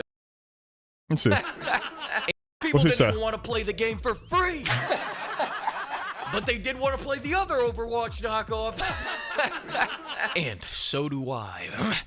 Number 5. This may be the most budget cut roster in history. It used to be an agreed upon fact that sex sells. Now it's an obvious fact that budget cuts bankrupt. Realism's getting a little too real, isn't it, Netherrealm? You go look at the more successful beta going on right now, and the heroes look like heroes. Storm is causing a storm in my jorts. My soulmate Man-Witch Punisher is built like a fucking mountain. He is on test 2 million. I don't want to shuffle around as someone that shares my very same beautiful, voluptuous, pear-shaped build. I want to play as a man that is used. And even with that point, it isn't even like this shit is woke and ugly and gay. I don't like the character design. Like, there was nothing for Concord because no one cared about Concord. There was no build-up. It was after. Look at this shit. I was just talking about that. They're still talking about Concord. 12 days ago, salty devs blame gamers and Sony for Conquest failure instead of Enigma's modern DEI slop. We're calling from Fandom Pulse. God, Vera Doc, you're so bad at this. But like, there was no smoke for Concord until it flopped because people literally didn't fucking know what Concord was. You can't find a single goddamn video about Concord prior to its release. There was no build-up. There was no nuts like I did with Dragon Age or Ghost of Yotei or Star Wars Outlaw or anything like that. They didn't fucking care. In fact, there's such little care. We're now talking about the story of the fucking plane, the Battle of Concord, Concord Grapes. Like, there was such little appetite for this. but they are still hoping, they are still huffing that Concord as of 12 days ago, that Concord Dustborn fucking pack, because they need it. They need it because they've been wrong about fucking everything. Everything. Everything. Is Dustborn still the worst game ever a year later? A year later. They have nothing.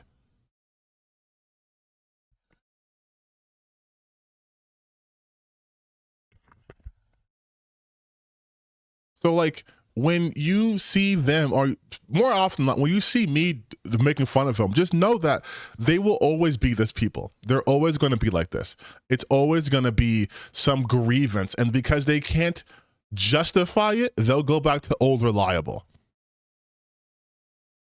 Remember how much they were talking about Reloaded? Do you think they played the demo that came out? Oh, racist stealing sim Reloaded flops at 22 players. African heist demo abandoned by modern audience. I ask you,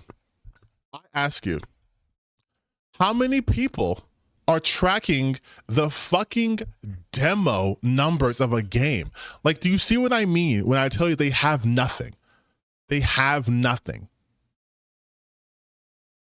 So here's a 10-minute video about a demo of a game that got 22. Like, who cares? And look what I said. Look at that. Reloaded. Aside from Asmongold and his ilk, it's just people, the people who have the trailer. Look at 800 views. This is a small company. They're not going to get a ton of sales. We know that. But look. Oh, Heels versus Babyface, who doesn't even... Okay, first off, Heels versus Babyface is such a fucking moron. And I mean that truthfully, because look at this shit. Look at this shit. But I have to think about your Twitter, so I'm doing this because I don't want to fucking show something's going to get me banned or something. But look at this shit.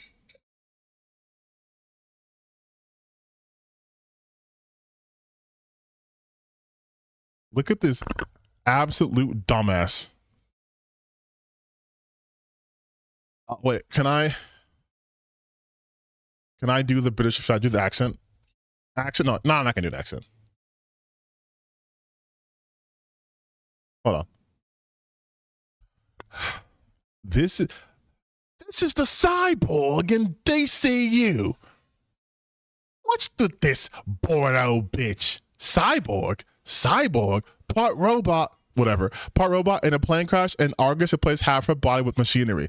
He thinks Sasha Bordeaux, who is a character in DC Comics from a comic called fucking Checkmate, is the DCEU's cyborg because he thinks the term cyborg doesn't exist outside of the character cyborg. This is a pop culture commentator, podcast co-host, bullshit detector extraordinaire, and he doesn't understand that the word cyborg exists outside of the DC continuity. Look at my ops, y'all. Even the people in the I'm like, she's a comic character, you stupid bitch. Bro, you're writing a comic and don't know shit about them because he is assisting Eric July in his Ripper Universe shit. He's a writer there, which makes sense because Eric July apparently never read Amazing Fantasy 15. But these people are so stupid. And people said you found out the pronouns video. He still got it, folks. I thought Cyber was a black guy. They made America a woman instead of a country.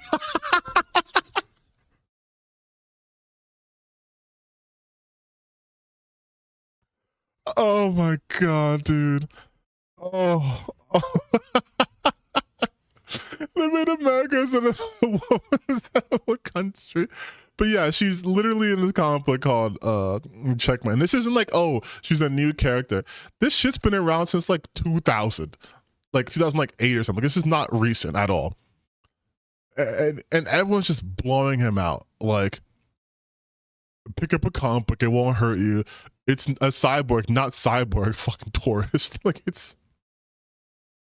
Bro, tweeting before looking to see if she's an existing character with actual comics about her or not. Here's the attention you're... Like, everyone is just owning him, right?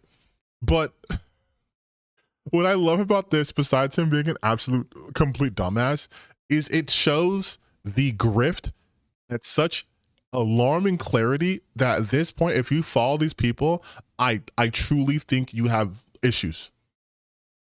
He saw a woman and his first instinct was to call her a bitch and then try to be like, look how woke this company is. They're making the black guy into a woman of, I don't know who plays her, but let's just say like a woman of dubious ethnic origins into the new cyborg, and she looks nothing like a cyborg. It's amazing. It is so amazing that these people have the audience that they have because they're so stupid and they just want rage. That's it. They just want to peddle in Bloodsport, and so they will look like the dumbest assholes. Az is like 50 years old, by the way. Like a 50-year-old man doing this shit. Amazing. It's so fucking amazing to me. It's so awesome, man. It's so awesome. But yeah, like you're seeing him and it's just like, ugh.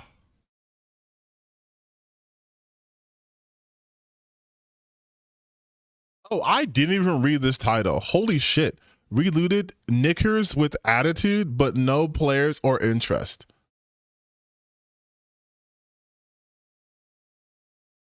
Wow, bro. Yeah, they just crash out by seeing a woman. This is such pussy shit too. Like, knickers with attitude.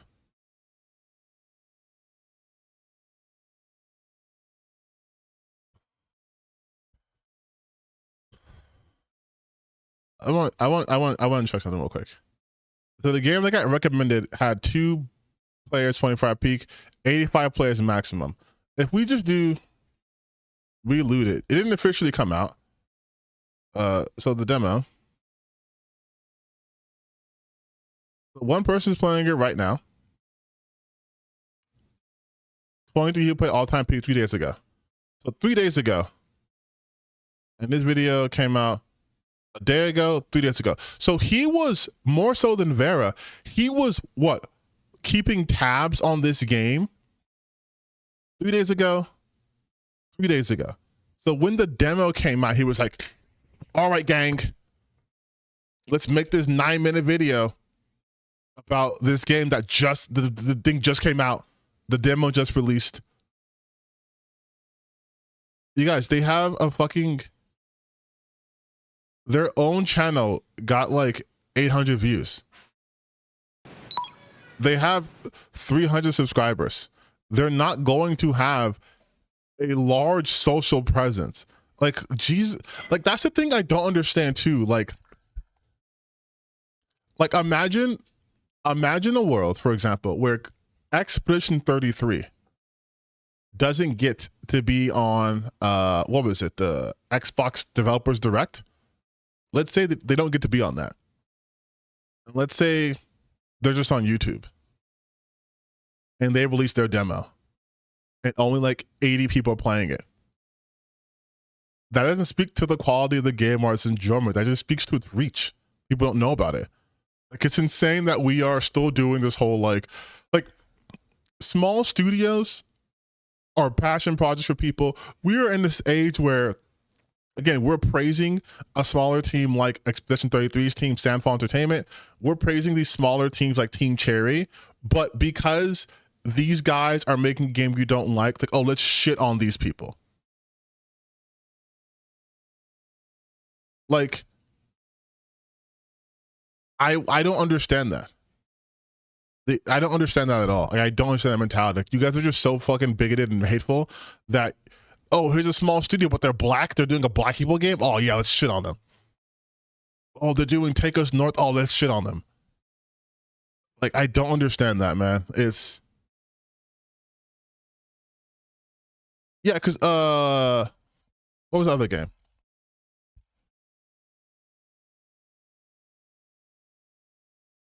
Echoes of the End just dropped out of nowhere, right? They released August 12th to like no acclaim because they barely promoted it. But then if we look, let's look at Echoes of the End. I remember I saw that trailer on my stream before I went on vacation.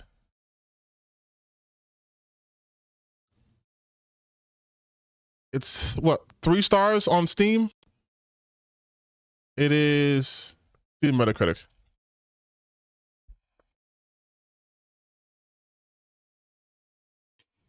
It's like an average game, right? Which is fine. But like, the point I'm making here is it's insane to look at the Steam numbers for a single player indie game that already had a small audience. Like, it was a demo released on Steam. Do you know how many demos get released on Steam? Yeah, and this game was made by like a tiny team in like Iceland or something.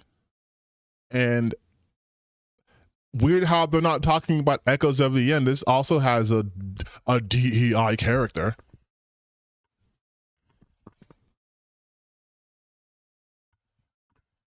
Yeah, and how comes, you're right though, Zulu. How come Silksong's not getting the girl boss DEI treatment? How come they got rid of the original male bug protagonist? Like, it's the same shit, man.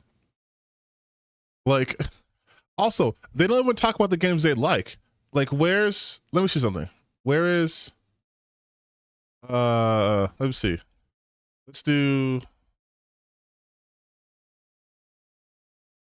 Hillsborough Fade first, and let's do Wu Chang. Let's see if he's talked about that. Okay, to be fair, I'll go to his page. And let's see if he's talked about that. Sucker Punch. Stop talking.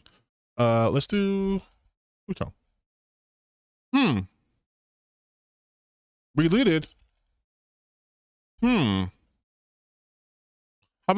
about Fallen Feathers?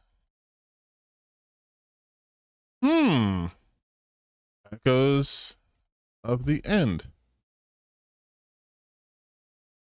Nothing but the game, at least. Weird. Because I thought these people love like the sexy girls go. But how about Silksong? Interesting. Hollow Knight though. Nothing from Hollow Knight.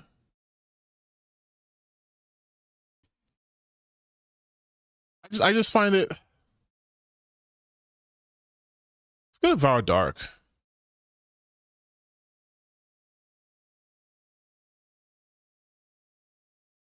The one credit I will give Vera, and this is the only credit I will give Vera Dark, is that she at least seems to play video games. That's it. That's all the credit I'll give her. That she seems to at least play video games. But everything else, no, I think she sucks terribly. But it just seems to me like Az didn't even mention Echoes of the End or Wu Chang Fallen Feathers. But they're all about that. Wait, how about Ghost of Yotei? I'm sure a couple of videos, yeah? Vile Ghouls Fire from DC Comics and Ghost of Yotei. Get them all out. That's it? Ghost of Tsushima?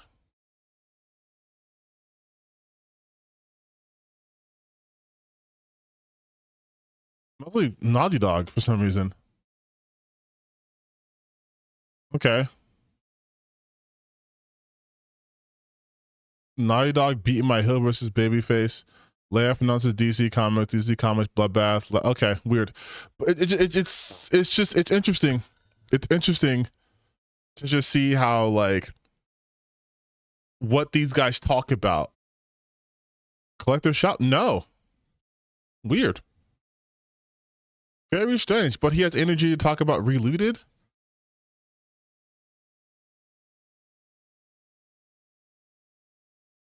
Interesting. Interesting heel versus babyface.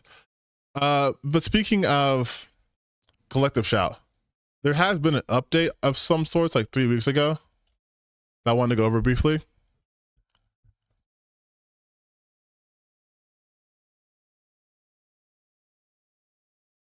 Oh, please, just fucking let me. Thank you. This is published September 1st.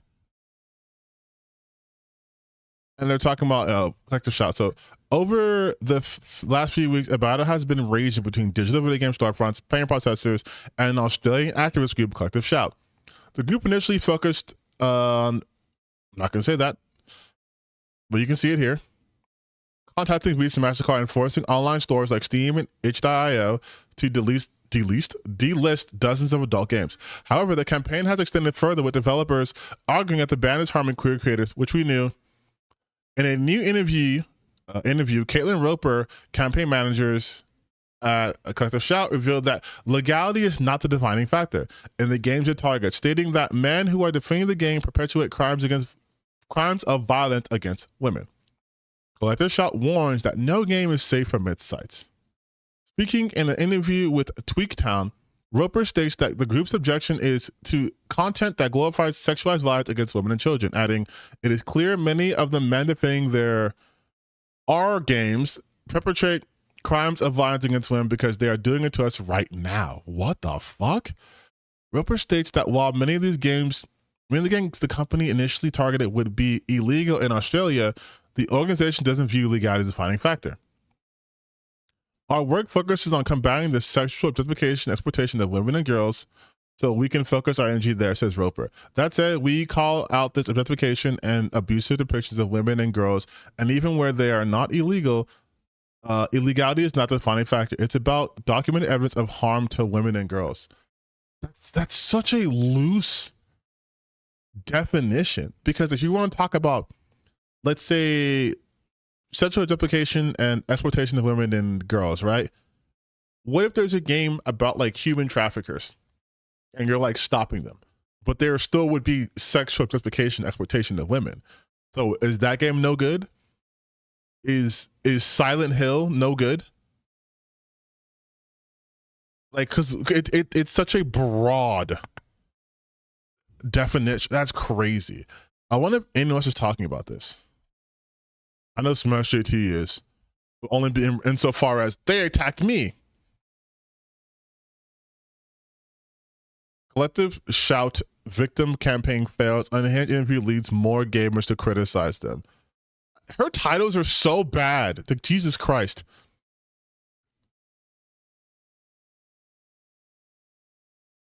Collective Shout submits they want legal games removed.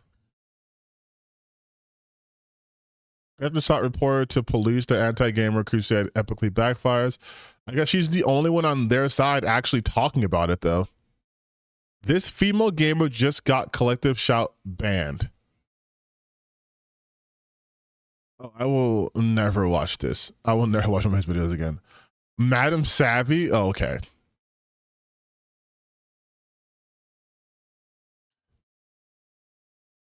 This female gamer just reported a Collective Shout to the police, and it's Madam Savvy again. Wait, that was 4 weeks ago? And then 3 weeks ago from the same fucking stream? Hold on. All right, ladies and gentlemen, so we have yet another video from this female gamer, Madam Savvy. And the reason why we're making a video today about Madam Savvy is because, well, she's gone full nuclear. And I know I say this all the time, but this time I genuinely mean she's gone full nuclear. Madam Savvy has been dealing back and forth with Collective Shout and some of the women that work at Collective Shout, if you even want to call it a job. And these... You can't say someone has a job. Look what you do for a living. Okay, and then this one. All right, ladies and gentlemen, so this female gamer, Madam Savvy, has done a pretty amazing deep dive into what happened recently between Elon Musk and X, and then, of course, the CEO of Rumble and the Rumble platform in general. If you guys are not aware... Oh my God, I don't care.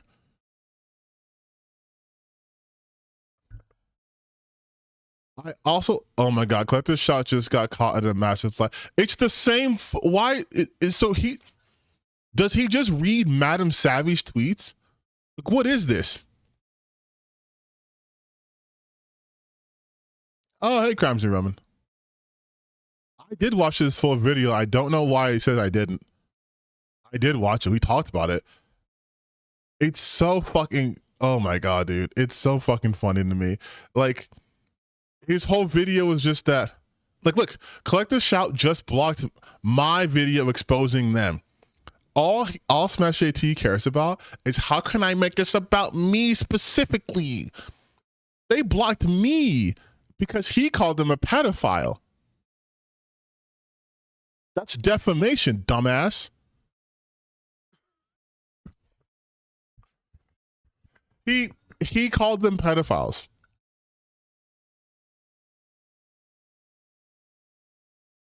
And he's like, they blocked me. How dare they block me? Literally, apparently the only person actually talking about it on their side is just fucking Very Dark. Hypnotic is just posting Madam Savvy shit. Collective Shot interview. And also like like, bro, you're a fucking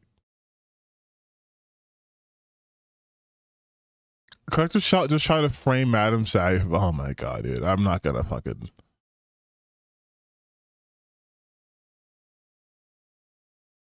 Collective Shot caught pulling a Jussie Smollett, 9,000 views. Like, I think everyone's view count is being fucking nuked right now.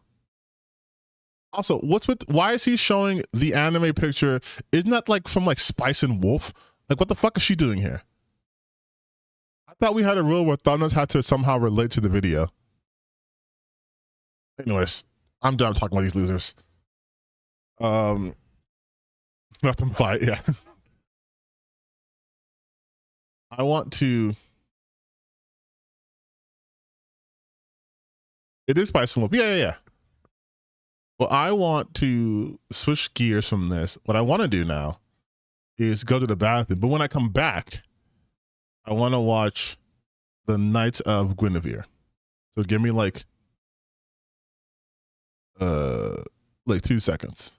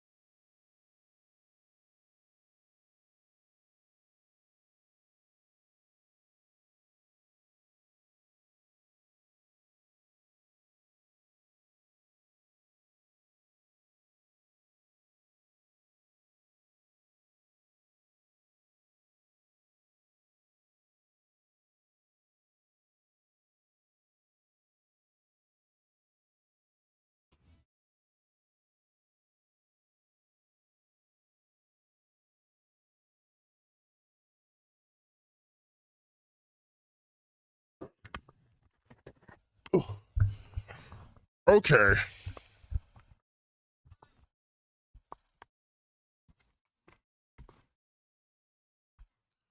All right. We're back. Damn, it has 6 million views and it premiered yesterday.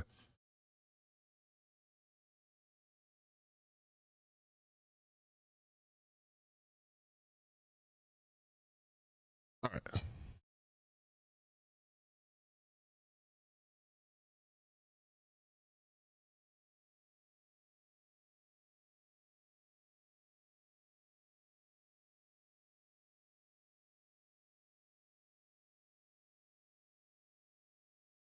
Okay, let me.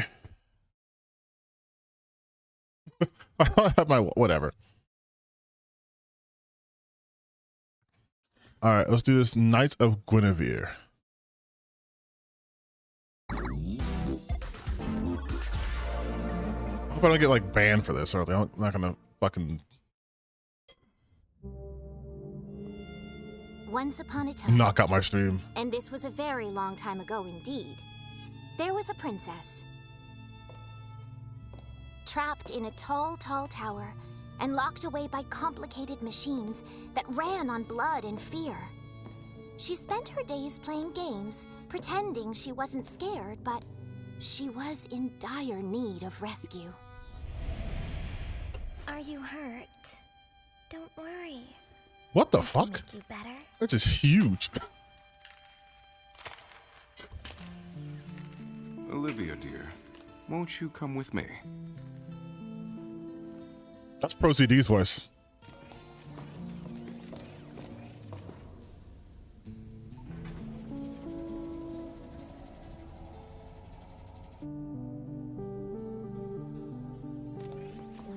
Go on, take a look.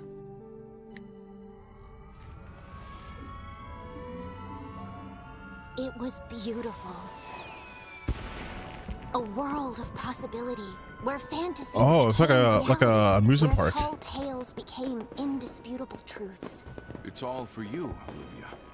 Everyone who comes and goes will eventually be under your watchful care. Happy birthday, sweetheart. I hope this can make up for... I need to say it. He looks very like Olivia, your future can emotionally be as bright and detached. beautiful as all this. Embrace it. Let your past fade away.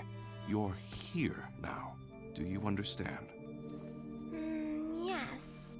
Thank you for the present, Papa. What the fuck? Princess. Wait, what the fuck is going on? It's our new kingdom. Isn't it pretty? Yes, it's so very, very...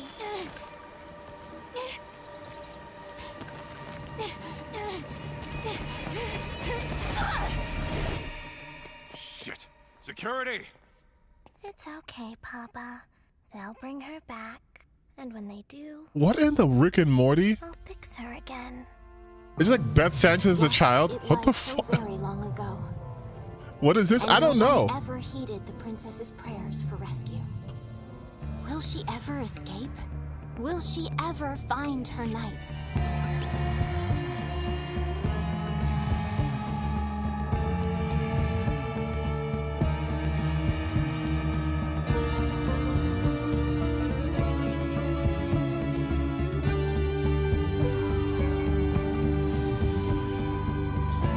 Oh, this is absolutely one of those like fucking crazy, insane lore ass shows, huh? I hope this gets picked up. I'm ready into it. Holy shit.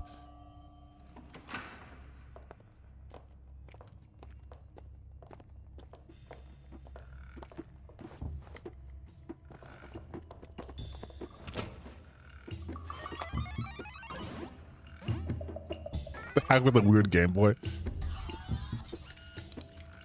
It's from the creator of the Owl House.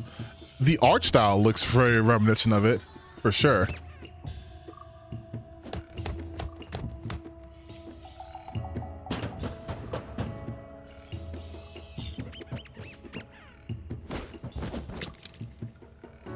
They hacked it and it means nothing. Okay, fuck it. We'll just walk in this empty room. Well, hello, little ones. I'm Princess Gwynevere. What are your names? Francesca and Andrea from M7. What lovely names. Are you lost? Damn, did not hire voice actors?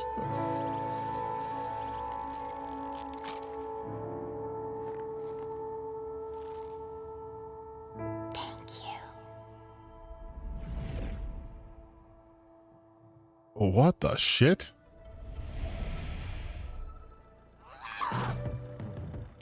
I just need change for the vending machine. I'll tip you 10p. Read the sign. What? Crowny? Me? No crownies. Don't do that.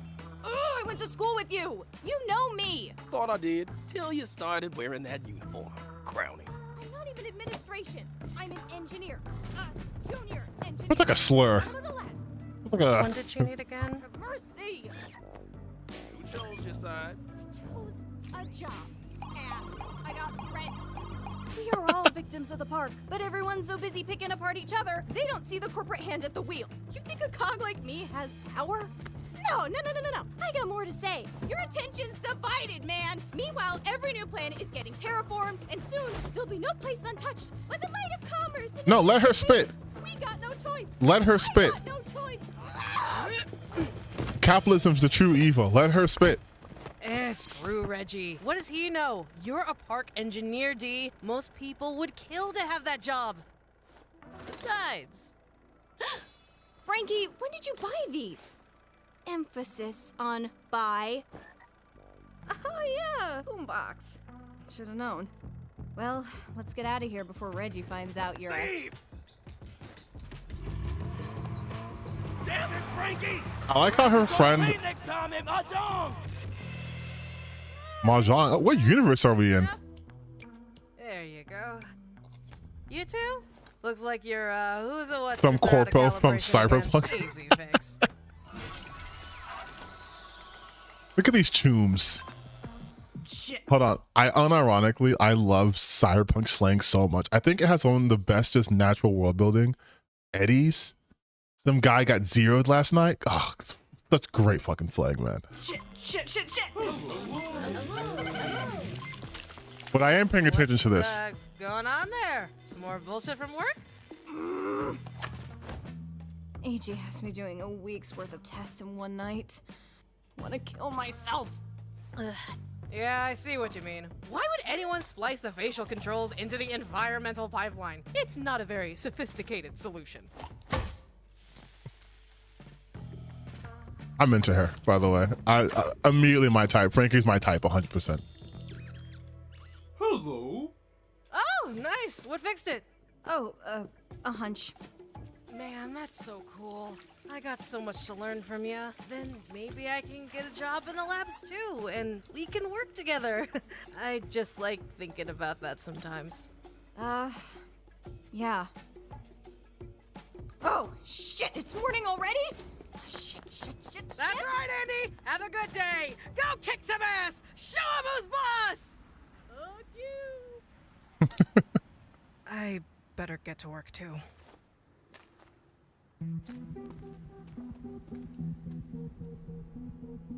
Wait, is she so buff because she's this factory work? All right, man. Who's been reading my my notes? What's happening?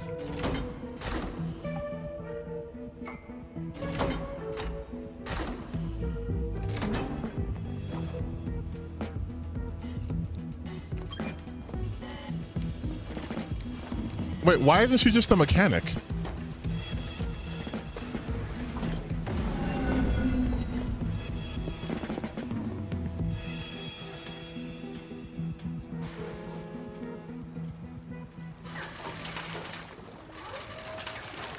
Hey, boss man! There's something caught in the net! Mm-hmm.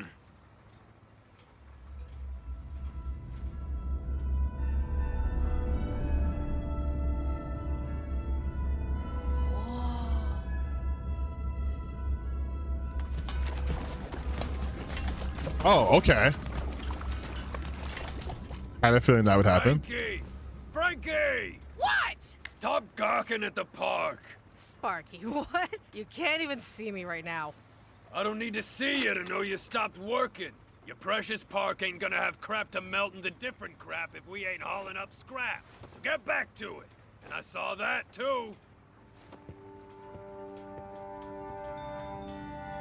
This isn't this is done. Yeah, usual spot. Wait, hold up. You're telling me this is an independent animation right here? This has no studio backing. This is just like what, crowdfunded? Because This looks like that High Guardian Spice show. No, this looks way better. No. This looks way better than High Guardian Spice. You kidding? Tonight, get sifting, Frank. Eyes out for the good plastic. The keychain factories are getting desperate for materials. Aye, aye, Cap. Yep, same price. No, there's no damn repeat customer discount. Fuck's sake.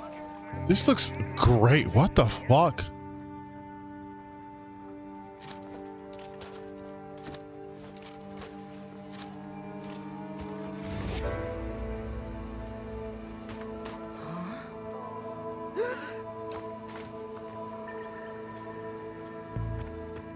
Don't tell nobody.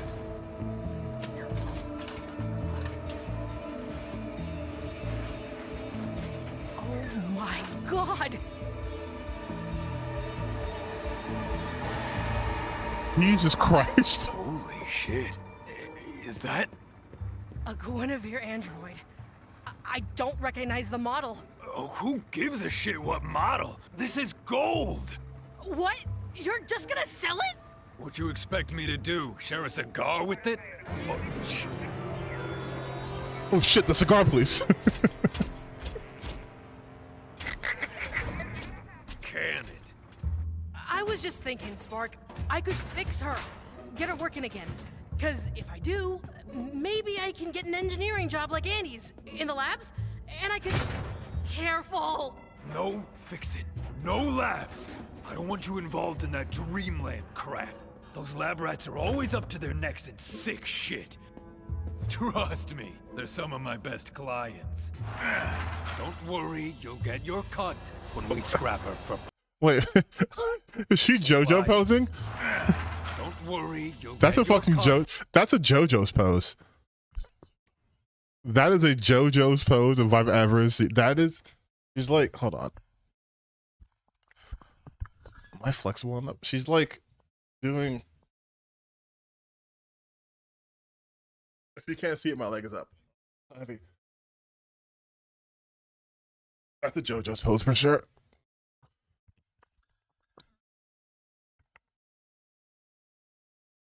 Oh, I think I'm off camera. Hold on, wait. I was like, I have to be...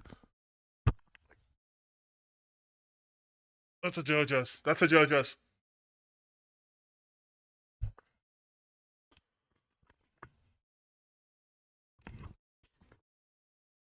That hurt my neck. Oh. When we scrap her for parts.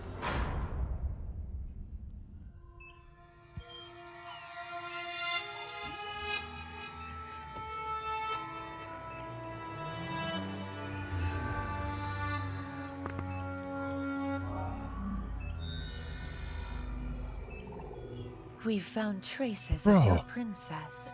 She made it to the surface this time. The surface? No. My poor dear Gwynevere. She must What be was- so confused. That wasn't the little girl, is it? Bring her back, won't you? Oh, bring her back. Bring her back. Bring her back. Bring her back. Please, I have to fix her again. I'll do better this time. Shall I call security? No, they won't be able to handle this. What the fuck is what is this show?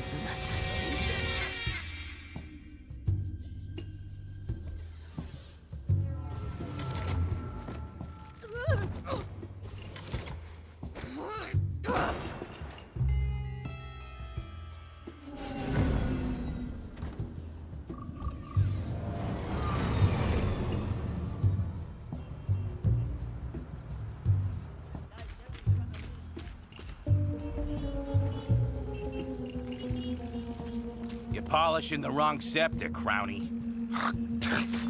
Damn. Ew. Hey, beat his ass. Hey, asshole! I'm just trying to get by like anyone else. Just because I got a job in the tower doesn't mean you can treat me like... doesn't mean you... Oh, shit. Sorry. Hope you feel better. But also, fuck you! Okay, so obviously the air is bad down there. Oh, why hello. Didn't notice you there. Come closer. Meet some very good friends of mine. Wait, hold on, bro. This is Gwynevere. If I was wondering the show is LGBT friendly, bro, I'm watching the show. I can tell it's LGBTQ friendly, okay? And Gwynevere. And yes, this is Gwynevere as well, the beloved monarch of Park Planet. If you can believe it, there are as many Gwens as there are stars in the sky, and every one of them draws on the same magic to remember everything. So wherever your journey leads in the park, every princess you meet will recall the same cherished memories of you.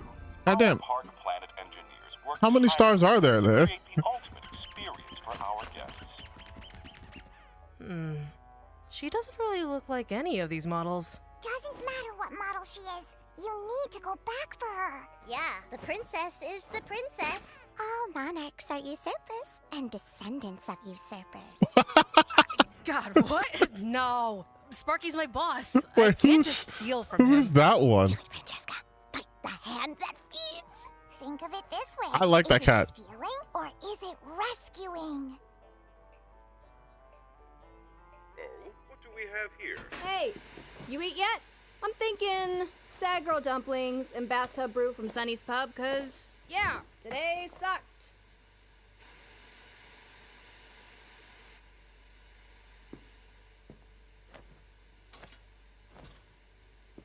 She seemed sad when we locked her in there. Is she insane? Move or speak. Who's locked up?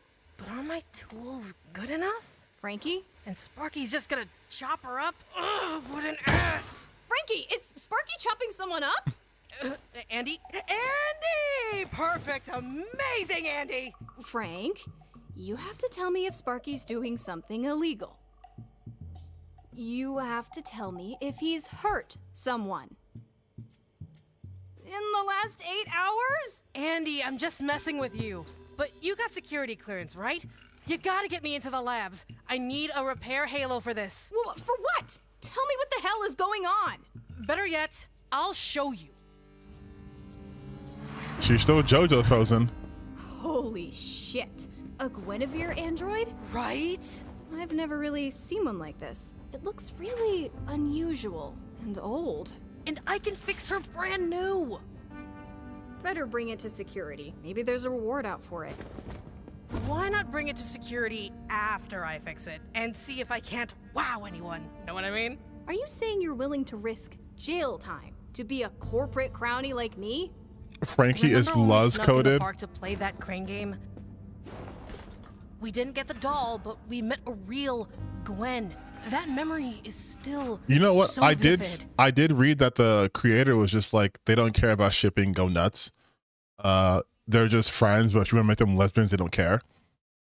So that means I can say that these are both my girlfriends. It's fine. And now you We're make in a stuff that loving gives other polyamorous people relationship. Memories like that. I just think that's cool as shit, D. Right, Gwynevere? That's right. She looks like Sonic the Hedgehog. She has Sonic hair, right? Like, that looks like Sonic the Hedgehog hair. Looks like she's gonna go fast.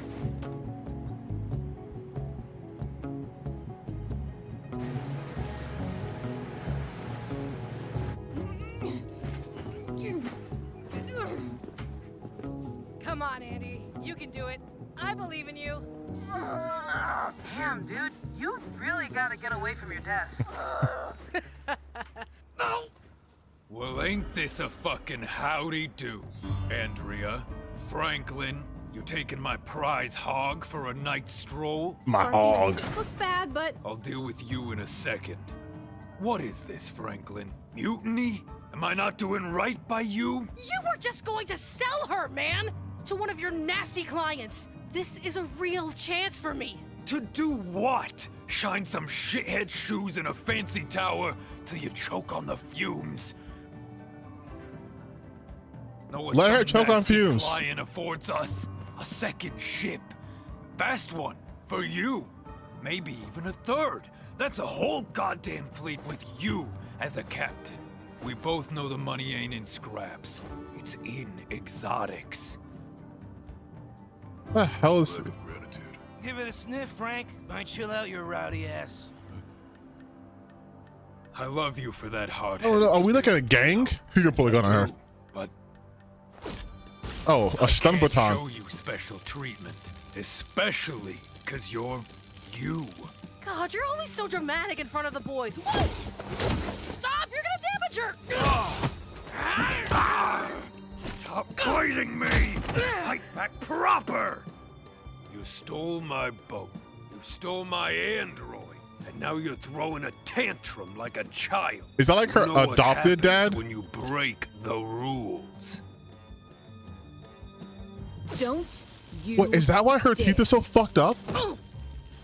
This is a stupid move, Andrea. You're calling me stupid? You're about to sell an actual Gwynevere android for scraps. You have no idea what you have. Yeah! And you hit like an old man, old man. Oh, wait.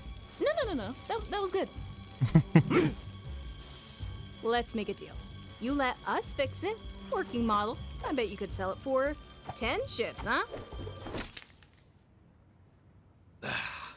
I get why Franklin's doing this, but you, what's in this? Yeah, he has no eyeballs. I thought money. Because I got fired. I thought he had an eye That's the patch, but nothing. It is just an empty void. That's so raw. Fine, fix her up, make her shine, then bring her back to me. Deal?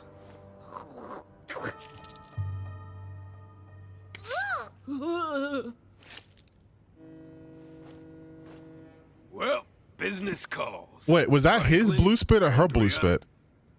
I'll be in touch. You know, I thought that went really well.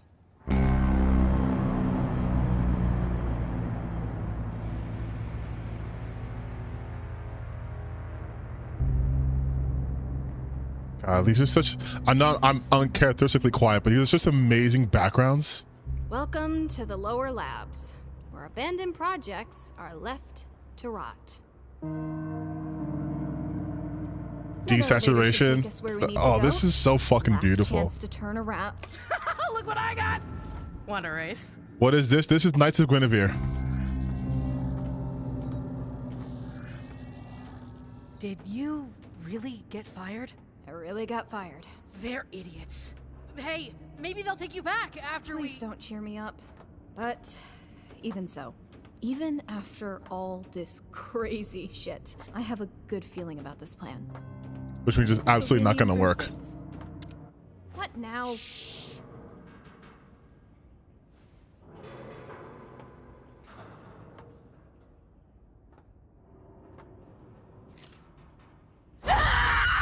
What the fuck?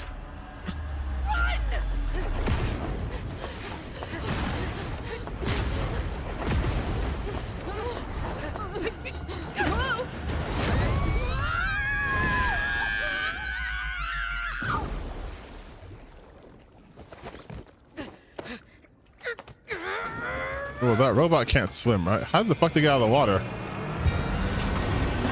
Oh, holy shit.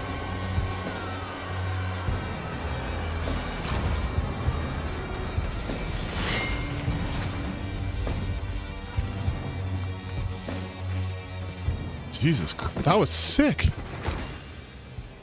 That thing was big. Yeah. Security? No, I would have known about something like that. I think, but the Gwendroid Screamed. Yeah. But they're not programmed to scream. No. Do you think she was trying to warn us?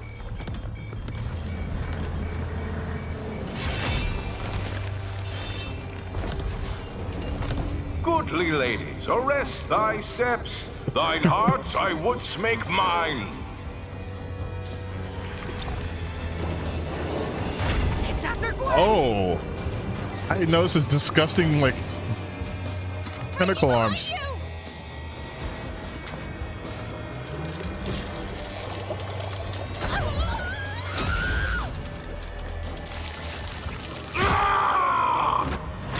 Wait, why does the robot feel pain? Just fucking throws it. Honestly. Lady Franklin. Honestly, the same. I do the same.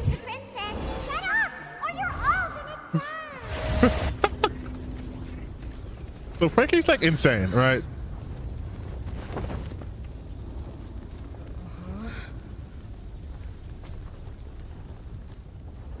Were they gonna incinerate? Is Frankie in love with a goddamn robot? Are you lost?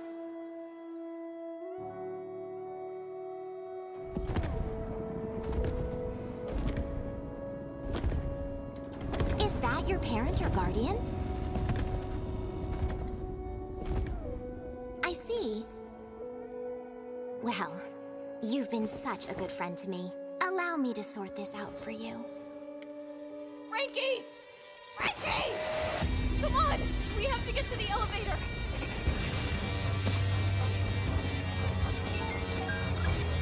Well, you need the robot though.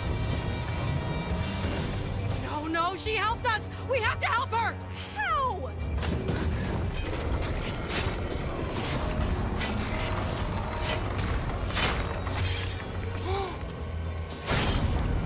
Jesus Christ.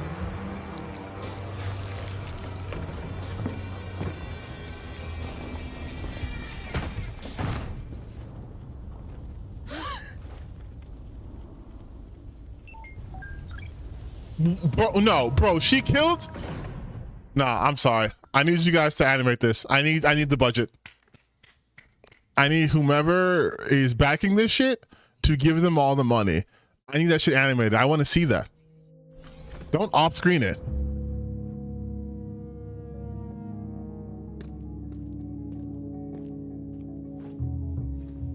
Don't off screen that shit, please.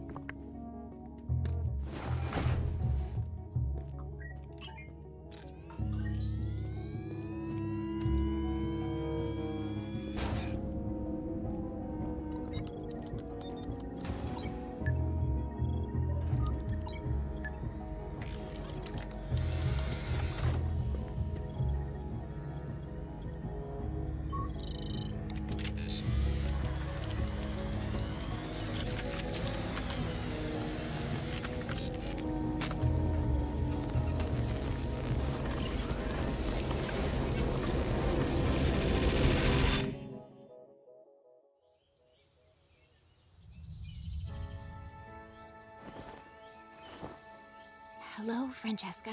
Hello, Andrea. It's nice to see you two again.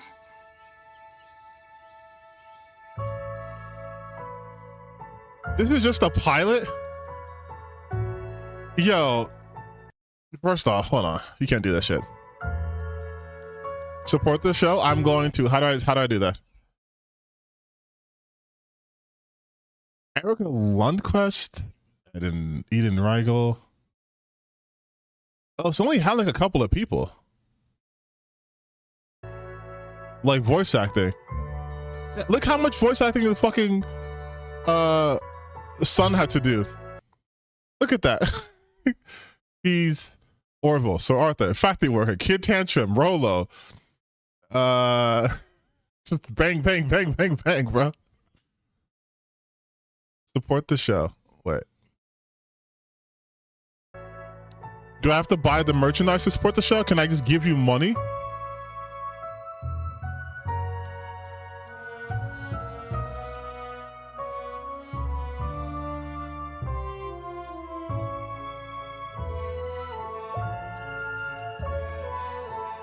Wait a minute. Hey, this shit was good.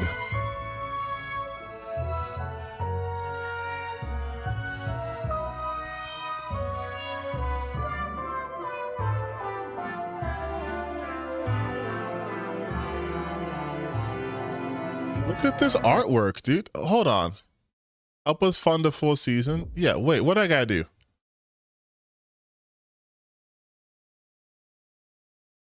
Just gotta buy merch? Is that it?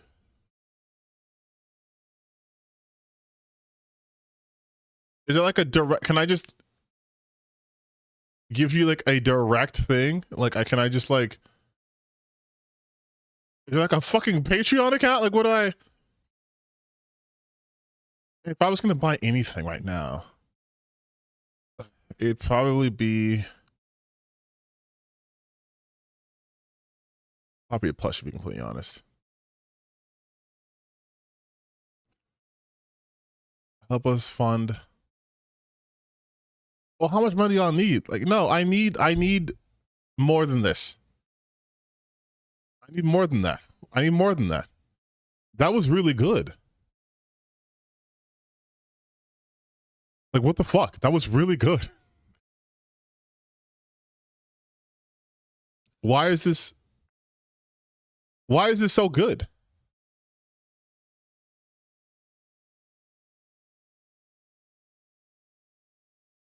All indie stores use merch. Oh, okay. I was hoping it'd be like here's like a amount we need for next season. Because I'd be like, yes, here you go.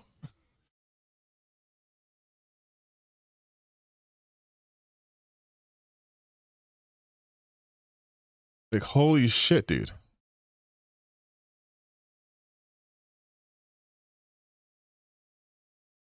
It's so and this is what I was talking about earlier though.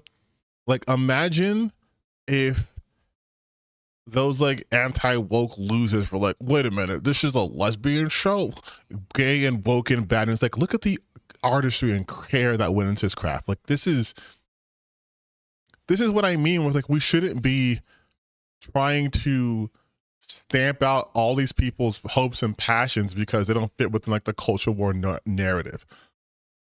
If these losers got a hold of this show, I promise you, they would have been like, this is woke and trying to destroy, I don't know, children animation. Like, it is. Goddamn, dude. I will give them money. I will give them my money.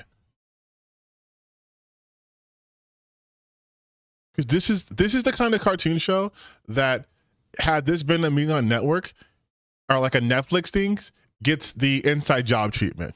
It gets the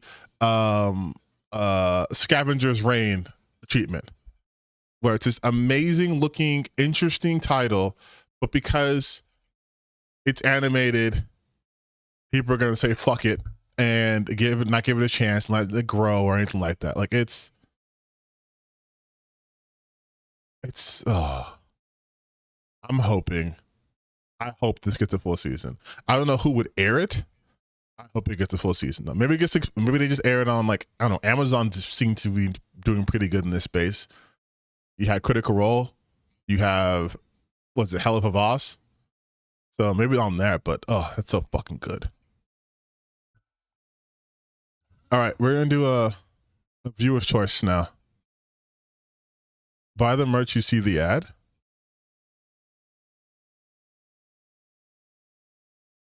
I'll fucking buy it. I don't want you to see my bank account information. I will buy. Where is it?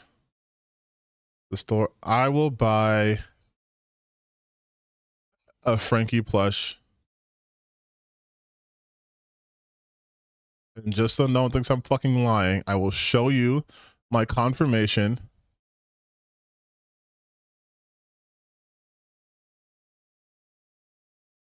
Once I finish. I'm absolutely.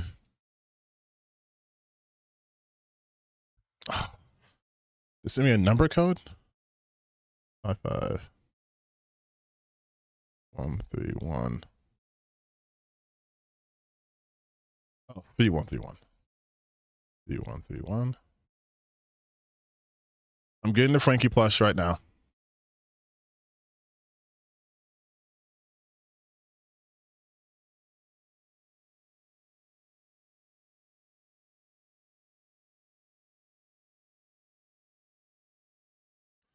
Damn, this shipping fee is insane.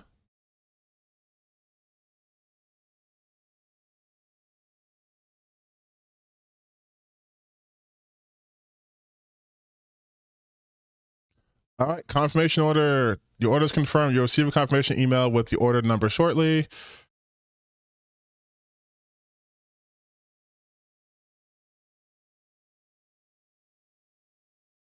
I'm not going to fucking show you guys my goddamn information, but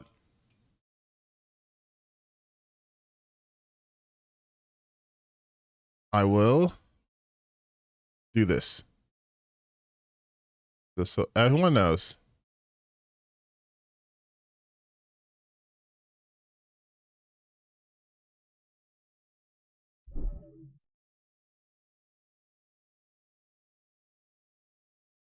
I purchased, okay? I bought it. You can see I'm not faking it. I'm a real supporter. There it is. Thank you for buying our merch.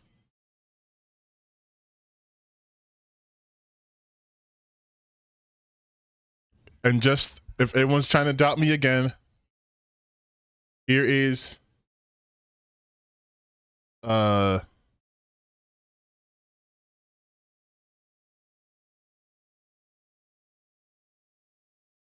notification that I purchased it.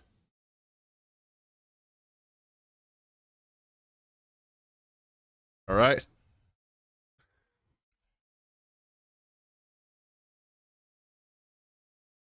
I'm a real supporter.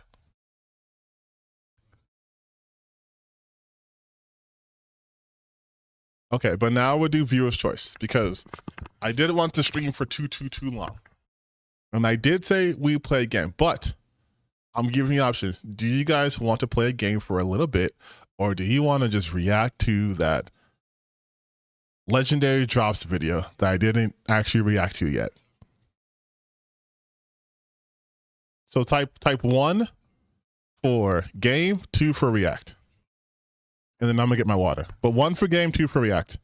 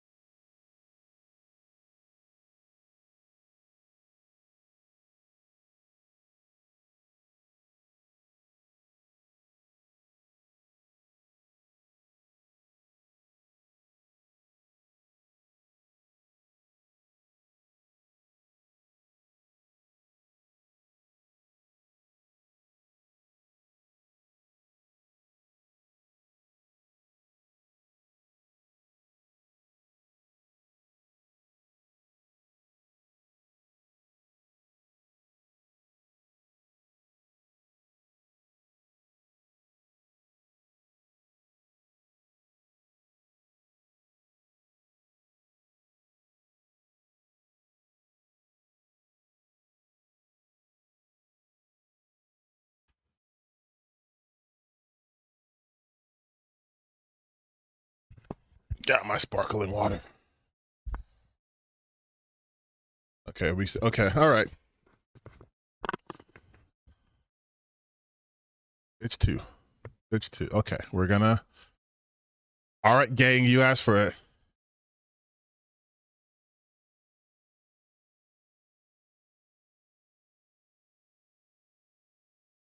Okay, here we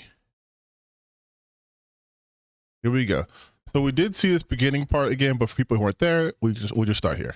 I want to make something crystal clear before I move forward with this video. Everybody is allowed to have opinions. Everybody is allowed to voice those opinions, but they have to make sure that they are weighing the consequences of their own words and understanding what kind of impact they're going to have. And I'm going to say something. I don't think everyone should voice their opinions. I think it's very dependent on what we're talking about. I've mentioned this before, but if we were talking about like, vaccines and your opinion, I don't think vaccines work. I don't want to hear your opinion. I think your opinion is bad, actually. I don't think that's happening. I don't think it's happening at the scale that it should. I don't think it's being called out the way that it should. And I think it's had a detrimental effect on the relationship between the customer and the game developers.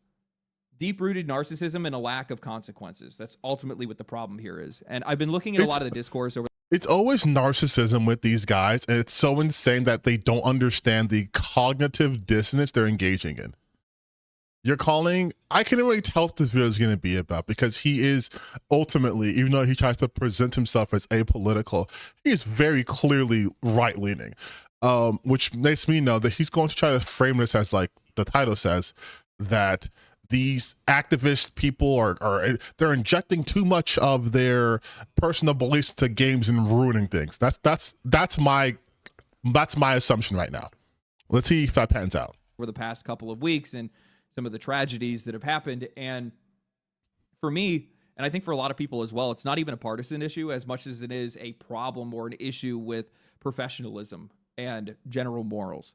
You have game developers flying the flag of their company in their social media bios, running around using the influence that's been afforded to them by those same employers, going around promoting and celebrating the loss of life of their political opposition. That's unacceptable.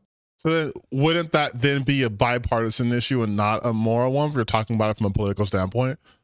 And also, he's already trying to hype this up about no one. Oh my God, no! If this is going to be, which I think it's going to be about, if this is going to be about the goddamn Sucker Punch employee, they were not flying the flag of their company and using their company's leverage on fucking Blue Sky to like their 2,000 followers.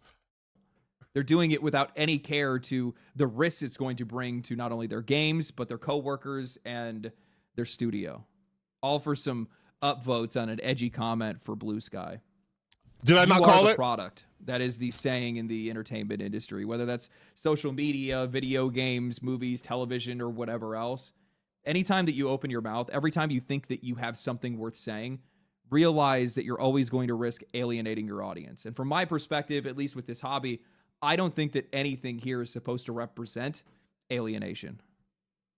The fuck are you talking about? A year later, giving the same talk, the same sobering lesson on business ethics, on professional ethics, on communication, because for whatever reason, the video game industry doesn't know when to shut its own mouth because, well, they think that their opinions matter more than their coworkers and their customers.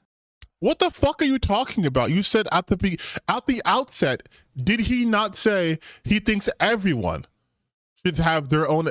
What the, am I losing my mind? Chat, am I tweaking? We're only a minute into 157. He says this. Beginning of this video. Crystal clear before I move forward with this video. Everybody is allowed to have opinions. Everybody is allowed to voice those opinions, but they have to make sure that they are weighing the consequences of their own words. And then now he's saying 157? Or 55? And their customers. Industry doesn't know when to shut its own mouth because, well, they think that their opinions matter more than their coworkers and their customers. I don't understand. Is it everyone's allowed to have their opinion so long as they think about the consequence? Or is it people who work in video games can't have opinions because it alienates their customers? You, within a minute, literally, you contradict your, God damn it, dude. This is why, how do you people have audiences? I think it's a rather milquetoast take for me to come out and say that I think that society and entertainment have become increasingly more political. I think it's obvious at this point. It's hard to deny it. And it's to the point where you can't even escape it, even though that's exactly what most of us are setting out to do. I can't open a single app, game, TV show, or movie without having somebody trying to preach their politics to me. And the spaces that we used to have that used to be safe from it largely don't even exist anymore. And I think I'm going to be pausing a lot because this is a legendary jobs video. Welcome to my channel. What the fuck? What the idea that these people have of video games being escapism and the escapism being solely what they want is so asinine to me. We have literal games where you are doing heavily political things. You have the Civilization games, you have the Tropico games, you have the fucking Just Cause games. You have so many games out there that are inherently, explicitly about politics. So for this notion to exist that everything's so political, I can't get it from their games. The games are political, but there are absolutely games you can play where the politics aren't at the forefront and center, but you don't like those games. That's the thing. They don't play those games. God damn it. I think that's created this new kind of social divide in consumer products and media, where customers were once basing their purchasing habits off of practicality, quality, and enjoyment. Well, now this new category has forced its way into the equation, politics, and it's just complicating things. That's not further. new. I mean, it makes sense. Politics are deeply rooted in personal values and beliefs. They shape the way that we see the world and how we want to see the world. And I think in most cases, especially when it comes to entertainment, people do not want to engage with something that directly conflicts with their beliefs, or worse, outright demonizes them. That's why I've always advocated for less politics in entertainment, because I think it risks alienating audiences and escalating. God damn it. I know I told you I'm pausing that, but this is my creative side coming out right now. If you are so fucking milquetoast that you want the content to be essentially apolitical for risk of alienation, you're a dumbass. I want you guys to tell me right now, what genre exists out there that is inclusive of literally everyone? There's not even mainstream genres that include everyone. You're always going to alienate people. That's how genres work. Not everyone's going to play Ghost of fucking Yotei, right? Because they don't like this genre. That in itself is exclusionary. It's insane to me. Like, this is the point you're making. I've been preaching for years to have less politics again, just make it too. That's literally what he says. I'm not making this up. Something that directly conflicts with their beliefs, or worse, outright demonizes them. That's why I've always advocated for less politics in entertainment, because I think it risks alienating audiences and escalating division. It's no politics in video games because it risks alienation. Everything is alien. Oh my God, dude. Like, you can say this about literally anything. You can say this about literally anything. I don't think rap music should talk about guns and violence, because I think that's alienating to a listening audience. I don't think rock music should talk about sex and drugs, but I think that's alienating to a listening audience. Like, I don't think this book should cover topics about sexual assault, because I think that's alienating. Like, you could do so much. Like, it's so stupid. We're 3 minutes in. I want to kill myself. It's the reason why I steer clear of those conversations myself. I have my own personal politics, of course, but I'm not interested or passionate enough to bring them here. I'm not informed or confident enough to speak on them with any level of authority that would... This is going to be a 12-hour video. I hope you guys got your water. I hope you guys have a snack. Just admitting he has no strong opinions about anything. Like, I have my own personal politics. You have your own personal politics, and yet your own personal politics are so underdeveloped you can't mention it. These are your own personal your own personal politics, and you're telling everyone that you can't talk about it because you don't understand your own personal politics. Enough to bring them myself. This isn't escalating division. It's the reason why I steer clear of those conversations myself. I have my own personal politics, of course, but I'm not interested or passionate enough to bring them here. I'm not informed or confident enough to speak on them with any level of authority that... That's insane. This isn't a test. This isn't a poli-sci class. It's your own personal politics is literally your morality. What? Guess what? Legendary Jobs. I believe in harm reduction, right? That's my personal philosophy, my personal politics. So that would mean that things like genocide and war, I'm against. I don't have to have a fucking background in the geopolitical nature of like the Middle East to be like, hey, Israel doing a genocide is bad. I don't like that. I don't have to be an expert on the history of the Middle East to say that's bad. I can just say that's bad. I don't think people should be getting killed for X, Y, Z reasons. Like, you don't need to be a professor on this topic. It would be worth dividing my community over something that largely does not matter for the service that I provide. When I criticize some of these studios for forcing politics into their games, it's not because I secretly hold some kind of agenda. It's just because I believe that they just don't belong there. Players come from every background imaginable, different beliefs, values, experience. Then this is your personal politics. Oh, you guys, I'm having an aneurysm. I'm having an aneurysm in real life. You're going to see a man die on stream tonight. What are you talking about? You said you don't care enough about this. You made a 20-minute video on this. You said you talked about this a year ago. How do you not understand your own words? If you are saying that you don't believe that politics belong in the games, that is your own personal politics. Oh, fucking dying here, man. Experiences and different walks of life entirely, different countries entirely, and they don't need me or game developers telling them how to think. What they actually need is for people like me to respect their time and for developers to respect their experience. But while I see all of this as what does that even mean? It seems like developers believe otherwise. It feels like anytime there's a major controversy or tragedy, both game developers and games media feel compelled to voice their opinions. They use the platforms and recognition afforded to them by their employers or by the games that they worked on to broadcast those opinions to their audience and to their peers. And what I find to be the most disgusting and reckless misuse of that platform, Sucker Punch Studios' Drew Harris, a senior developer of Ghost of Yotei, came forward on Blue Sky to seemingly celebrate and make light of the brutal end met by political influencer Charlie Kirk.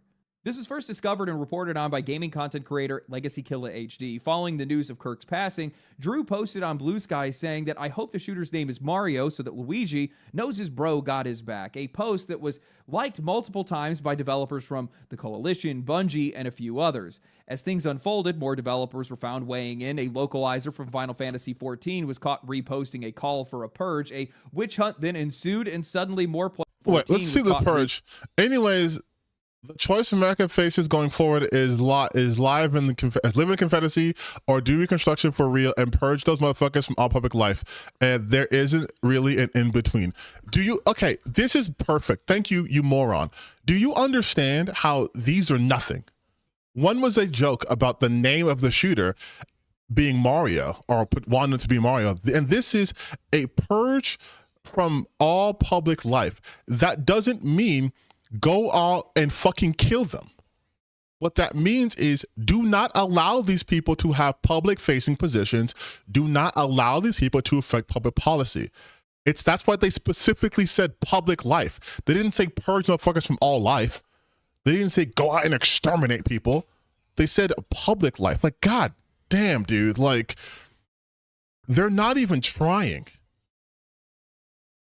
This is disgusting.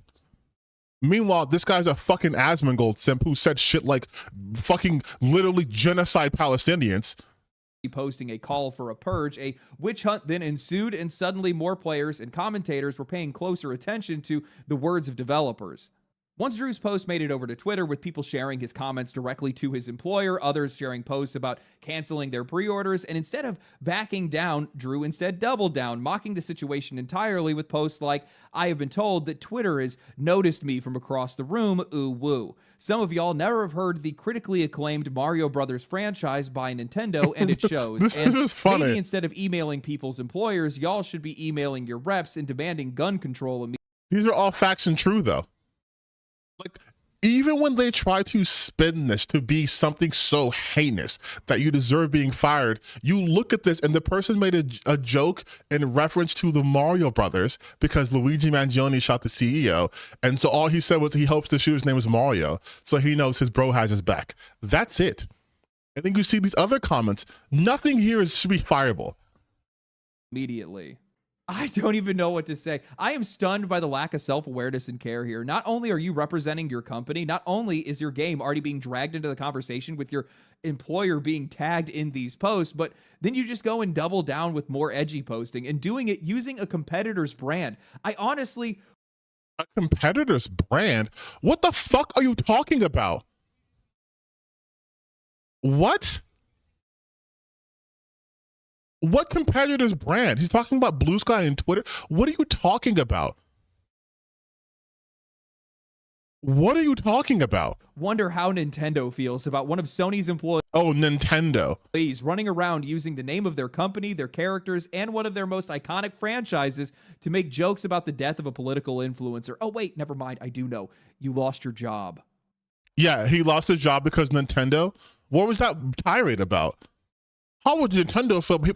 Like, shut the fuck up, dude. Oh my God. Look, I don't know anything about Charlie Kirk. I don't watch that kind of content. I don't follow the political sphere, and I don't have anything to add to the debate between people's love or hate for the guy. But what I will say is this: it is wholly unacceptable to condone, celebrate, or promote this kind of extreme violence.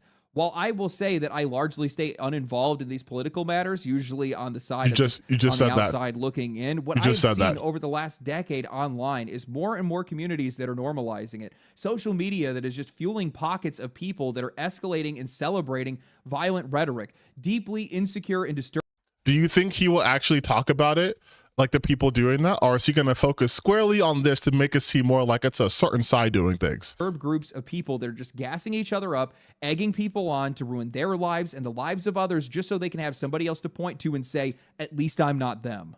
From my perspective, gaming should never be that space. Game developers should not allow it to turn into that kind of space. If anything, this industry should be doing the exact opposite, toning rhetoric down, lowering the temperature, and recognizing the risk of what happens if this keeps escalating. Especially now, we are walking into unknown territory after such a horrific event. After seeing the post from game developers speak... Wait. But Legendary Drops, go into detail. What unprecedented times are we running into?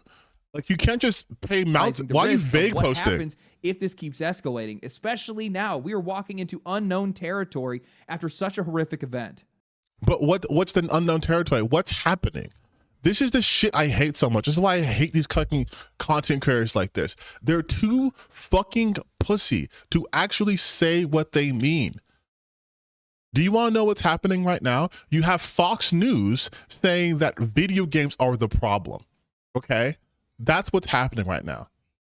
You have a president who's overreaching and attacking First Amendment rights by getting people pulled from networks by threatening the broadcasting license of said network. That's what you have right now. You have our political, at least my standpoint, my political enemies, the people on the right, are in power, and they are trying to enforce their own will across the board. That's what's happening here. But you want to fucking vague post and be like, just unprecedented things are happening and we're in some scary times. We know what's happening.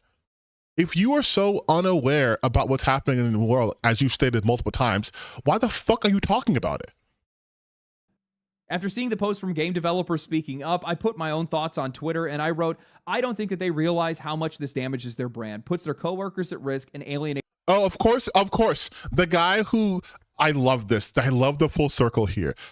Earlier in the stream, if you guys weren't here, I specifically went to Pirate Nation's page because of him trying to start a harassment campaign against the voice actor for Grand Theft Auto 6 because of the post that they made on their own Instagram account about Charlie Kirk, which they then deleted, not the actress, Pirate Nation. And so for him to have retweeted Pirate Nation, I doubt you are not political. In fact, I'm pretty confident Legendary Drops, we know where you lay on these things. I wish you would stop being a pussy and just say it. Every one of your videos is fucking filled to the brim with dog whistles. Just say you're conservative. I promise you won't lose your audience. You'll probably gain a bigger audience. I don't think they realize how much this damages the brand. It doesn't. I doubt anything will happen. Like when Avowed/Obsidian, when their devs ego tripped, nothing happened because the studios shared the same values. What did they do? Their audiences. Likely they don't care. I doubt anything will happen. Like with Avowed and Obsidian, when their devs ego tripped, nothing happened because the studio shared the same values. Luckily, something did happen in this case. Sony's been a little bit more proactive, probably because of the fact that they've had some recent failures. However, the second incident that I was referring to happened just before the release of Avowed. During the previews for the game, some people on social media were pointing out how the game was using pronouns, with Elon Musk criticizing it. And instead of just letting the game speak for itself, Obsidian's art director Matt Hansen jumped in, openly celebrating the controversy as he posted, "I wanted to make him mad with my game, and I can't believe it actually happened." And then, in the same breath, promoted the game. That move only poured fuel on the fire. Outrage grew. People started digging up older, deleted posts about Obsidian's hiring practices and... Oh, this stupid shit. Like, why are you mentioning this, dude? This had, like, oh my God, man. Again, look at what's actually... Forget what... Let's ignore him for a second. Look at what is being said here. He said Elon Musk saying having pronouns in a fantasy game was utterly unacceptable because he's retweeting a piece of shit loser who's not a real game developer, who's a scam artist, Grumps. We know these people's behaviors and their history, so it's already tainted. We know that these people are not serious people and they just want to be mad. And instead of Legendary Drops ever by name calling these people out, he always avoids it. He vague posts some bullshit because he is ideologically aligned with these people. But he doesn't want to say that because he's bitch made. That's why he's like, oh, and then they double down. Bro, he said he wanted to make Elon Musk mad about his game and then made him mad. Anyways, if Valve comes out February 18th next year, give it a whirl if you ain't afeared of the woke mind virus. Nothing. Like, have you never been on the internet? You think this is like, oh, now people are going to be so upset because he made Elon Musk mad. Like, goddamn, dude. In the same breath, promoted the game. That move only poured fuel on the fire. Outrage grew. People started digging up older, deleted posts about Obsidian's hiring practices. And for what? To me, it looked like somebody that was just letting their ego take the wheel and using their game as a platform to be able to divide their customers and push their personal politics. Xbox and Obsidian did nothing about it. And while you can agree with me or not, but I think that alienating your audience like that, they set their own game up for failure. Avowed peaked at just 19,000 players on Steam before sliding into obscurity a week later. I don't think these developers understand the single player fucking game, dude. Like, and the thing is too is like, first off, Legendary drops, you repeat yourself so fucking much, this should not be a 20-minute video. But again, single player RPG, 19,000 people played it on Steam. And yes, apparently Steam is the only metric they have. Okay. Okay. Are you saying that because some people on Twitter were upset that the game tanked? Like, what do you... impact of their words in a world that is more divisive, political, and connected than ever. Also, why are you showing B-roll footage from fucking Borderlands 4? What's that have to do? What does this have to do what you're talking about? In an economy that's more difficult than ever, in a games industry where performance and quality are becoming increasingly more hit or miss, when you go out and you take these unnecessary risks that are rooted in your own ego, it's coming at the cost of your studio's reputation, your coworkers' future, and well, the success of your game. Again, I want to be clear. It's not that you can't have opinions. It's not that you can't not like a political figure. It's just that you cannot be doing this on a platform that is afforded to you by your employer. You've already said that. I'll be real with you guys. When I see somebody that's posting that stuff that proudly and they're doing it so confidently, it likely tells me that they believe there's going to be no consequences for their actions because they likely do have coworkers that share the same views. We already know that's the case because we saw there was multiple people from the studio that had liked that post and shared that post that they had made. And that doesn't matter. Even if you have the support of your studio, your game's not even out yet. Why would you? All you've effectively done is just put your coworkers' lives at risk, their livelihood and their security. Look at the temperature of society right now. Look at the economy. Why would you go and poke the bear? It is. Yeah, you guys, look at the temperature of society right now. Look at the economy. Let's not look any further. Stop right there. Just look at it. Don't analyze anything. Look at the temperature, but don't ask why the temperature is rising. Just look at it. It's so reckless and it's so selfish. These developers don't understand that first impressions are oftentimes last impressions, and their words carry a lot farther than they think they do. I think that's obvious by now. And no, the words only carry because fucking losers online with no jobs spend all day trying to find things for their ideological enemies that have said and then try to spin that to things. Like, that's what's happening. Why can't you... God, you're so myopic. Why can't you just admit blatant things? There have been harassment campaigns going back to fucking Gamergate, dude. This is what happens now. It doesn't fucking matter. The fact that the environmental artist or the character artist, someone who, let's be real, as much as I love video games and art, no one fucking knows. The fact that they're getting attention is only because there are people scouring the internet for that. You absolutely did not know who the character artist was, because most people only know the game director and then the game company. They don't fucking know who's like the lead environmental artist, who is the lead technical engineer. No one knows that, but now they do. Now we've had a consistency where people going after community managers that, again, no one gave a shit about. And then suddenly people on the right in the gaming space starting harassment campaigns against them, including the person you mentioned in your video, at least visually, Grumps, Pirate Nation. These are the people who were doing that. And because they've gotten some level of success, whether it's clicks on YouTube or follows on Twitter, more and more people are doing that. Sweet Baby Inc., a small consultation company, suddenly became the big boogeyman. Why? Because a bunch of right-wing grift tubers all decided to pile in on them. You didn't know who Kim Blair was, her last name is, who owned Sweet Baby Inc. You had no idea what her face looked like. You can't even tell me what the fucking president of hit detection looks like. because they weren't in the crosshairs. Like, why are you ignoring that this is the ecosystem? So of course their words are going to carry further, but not because people actually care. When your game isn't even out yet, and this is the first time this game has gone viral since I remember it even being announced. And the only marketing material that I remember for it was Summer Games Fest, at least recently, I think. They've already been overshadowed by all of these multi-platform releases. Keep in mind, this game is going to be locked to PlayStation, at least initially. And every single game developer in the industry wants to release their game in September and October. This is going to stop a studio in its tracks. It could very well stop a studio in its tracks. No, it can't. This is such a stupid statement. You really think Sucker Punch is going to be affected by this? You really think Sucker Punch, making a sequel to Ghost of Tsushima, a game people fucking love, people are anticipating Ghost of Yotei, you think this was going to stop them in their tracks? You think 10 million people aren't going to play this game?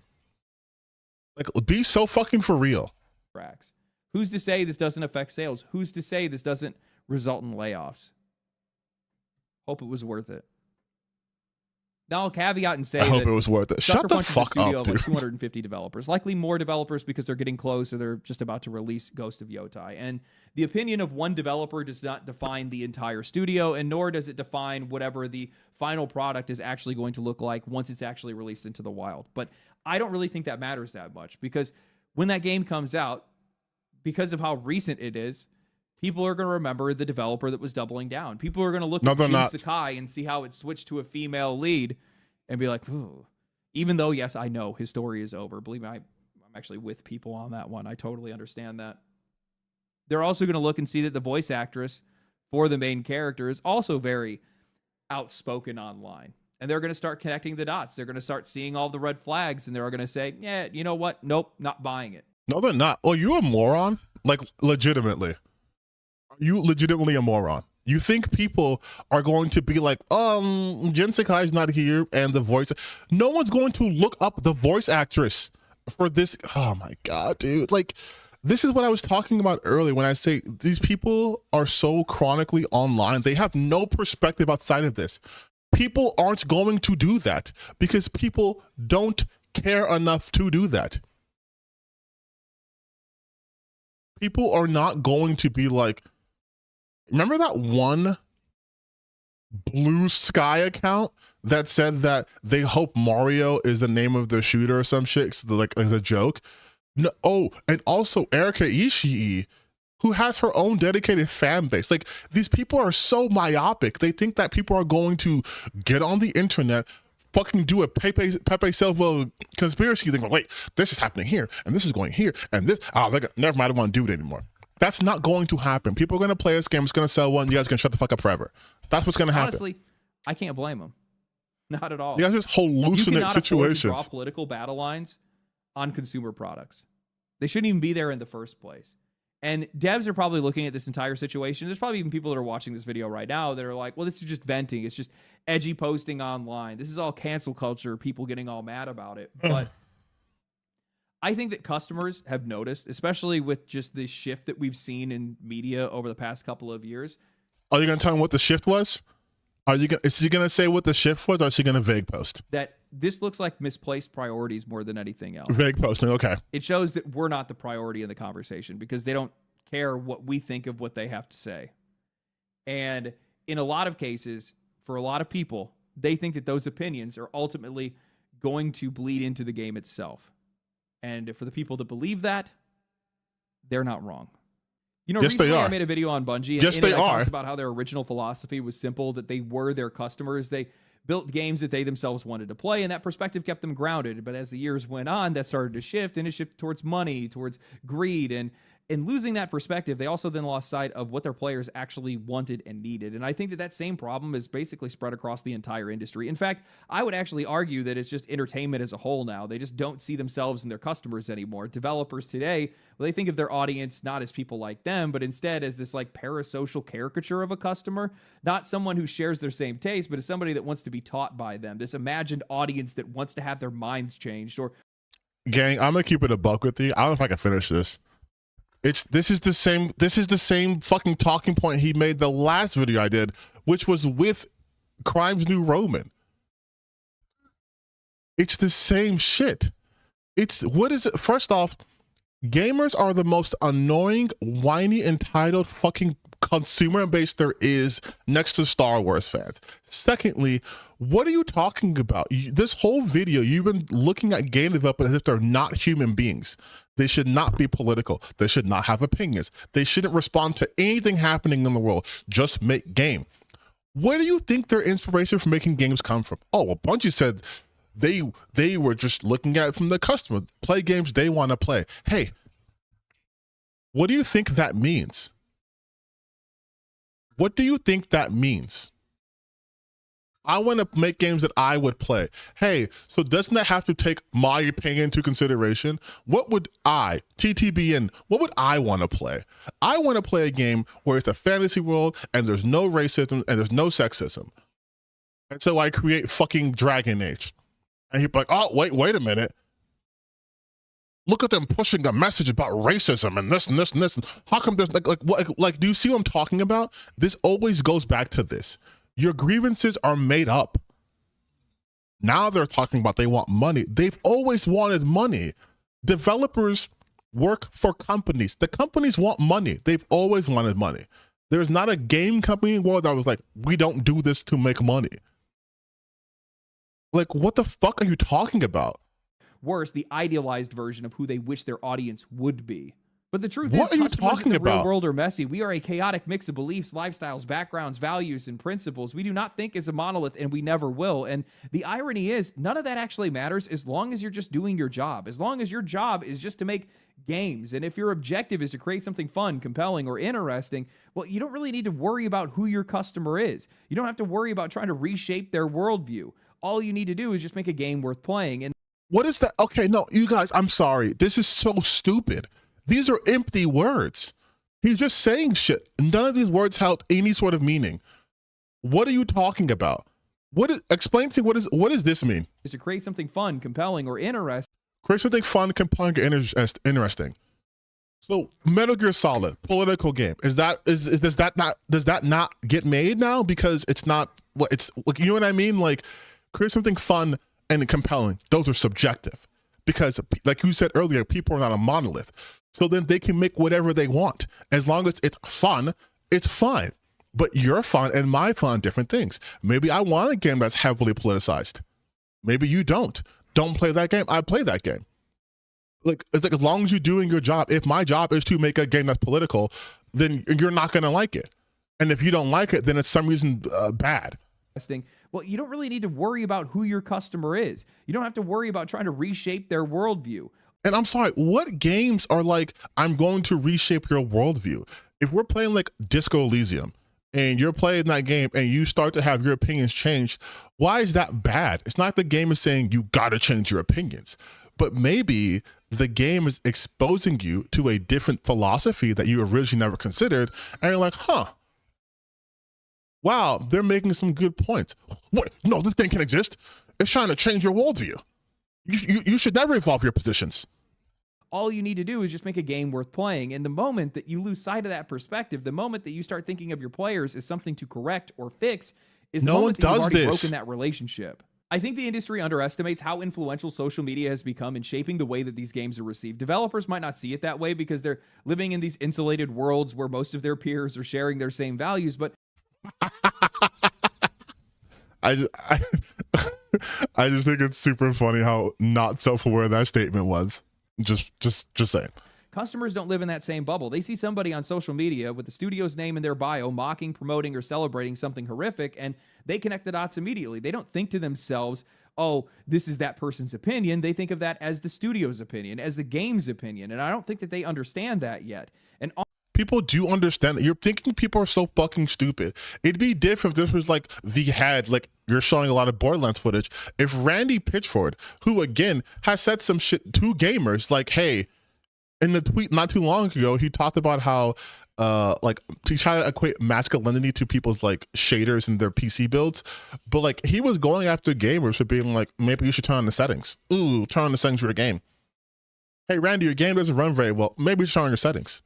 Guess what? People are still playing Borderlands 4. And he said that to gamers directly in a fucking thread. the CEO, the owner, the founder of a company doing that is vastly different than some fucking employee. That's what people understand, but you clearly don't. That's why Elon Musk retweeting white nationalists is a way bigger deal than someone who works on Twitter's API team doing that. That's why the president saying they're going after Jimmy fucking Kimmel is a bigger deal than like some Fox fucking host saying they don't like Kimmel. There's magnitude and nuance to this. When people talk about like movies, for example, if there was a film and the lead character said like, hey, I think black people are criminals, that's gonna, you know, do damage versus like one of the DPs said that like, they're not fond of Mexicans. Like there is a difference. And I'm so tired of people trying to pretend that there's not. Like everything's equal. That's not how it works in life.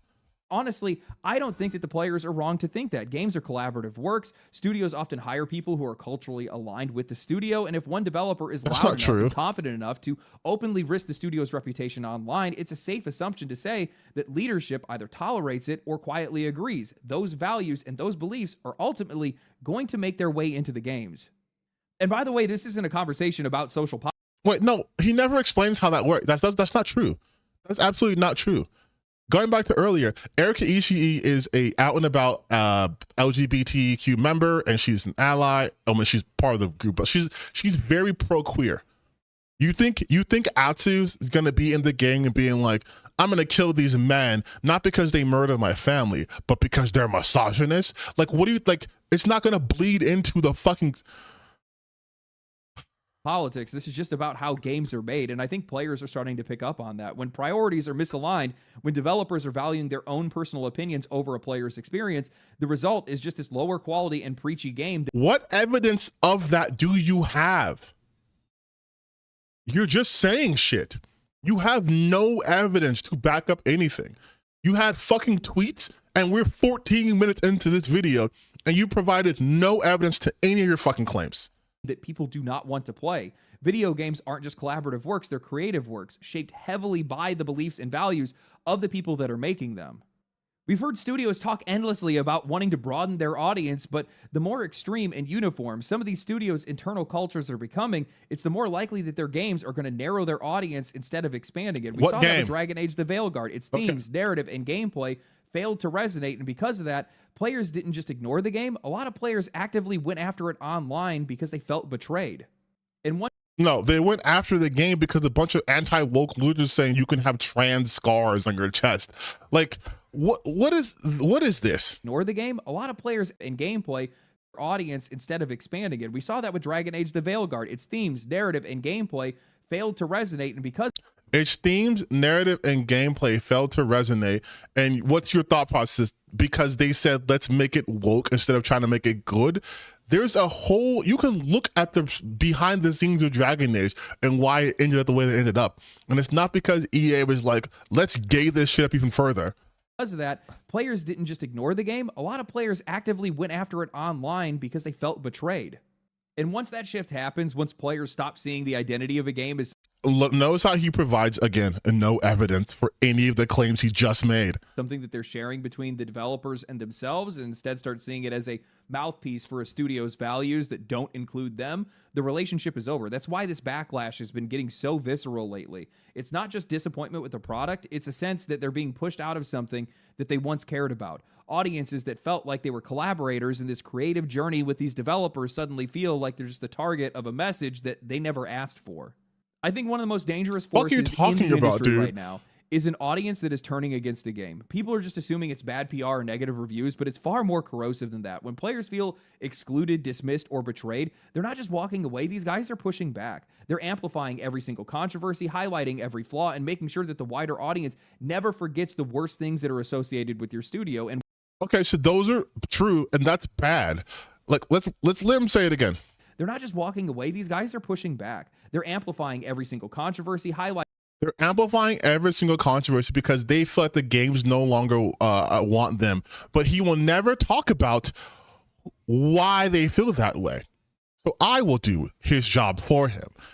It is because, like I mentioned in my How the Right Dominates Gaming and my Paranoid video and all my other videos, right? It is the conservative mindset. Conservatives are constantly aggrieved. There is some perceived slight, and it's a wrong that will never be fixed, because this video came out before the guy got fired from Sucker Punch.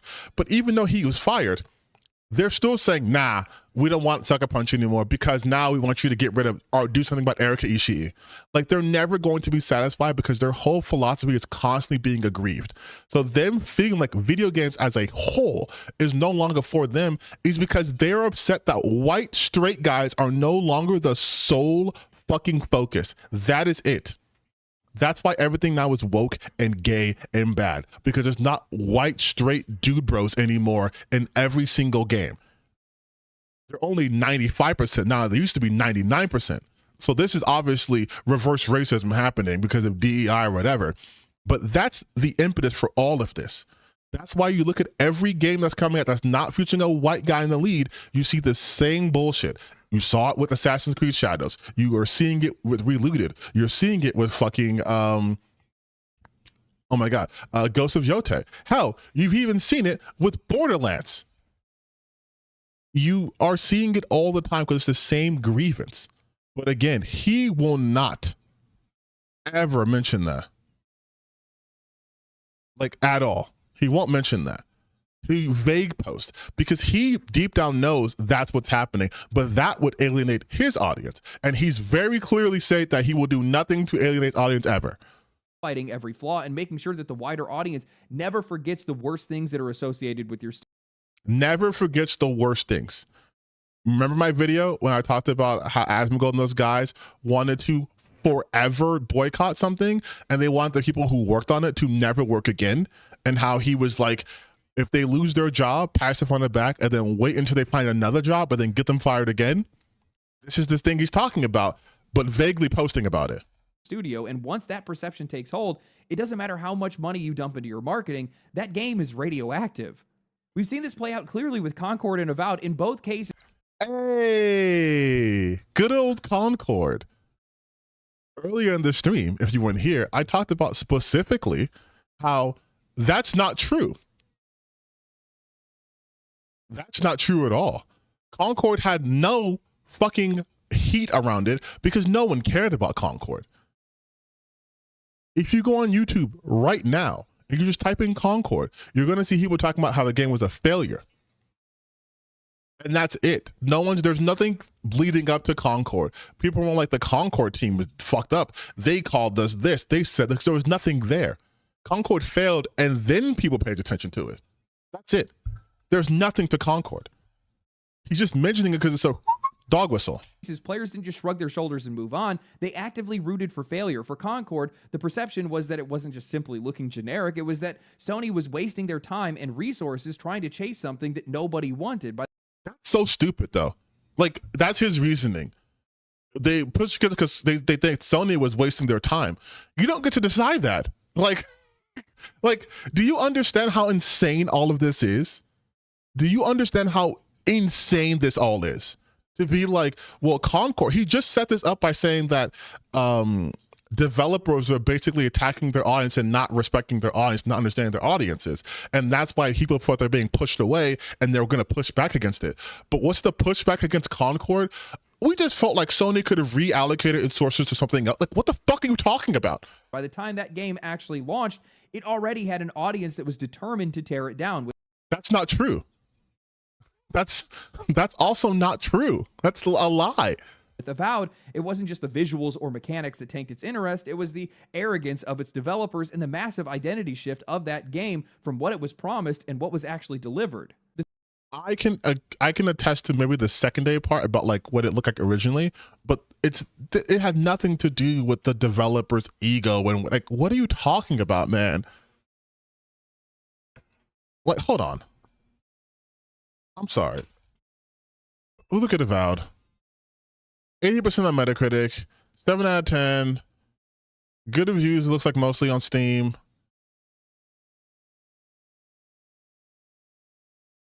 About a view, let's live in vast, intricate fantasy.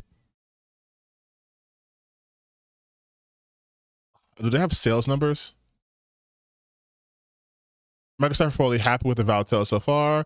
Avowed has reached 5.9 million players since launch. Apple playing one of Xbox hit first party titles. And then I like how in February it's fine, but then Cosmic Book News, which is not a reliable news source at all. Obsidian happy with the sales so far. It is happy. It is happy. So like, what the fuck are you talking about?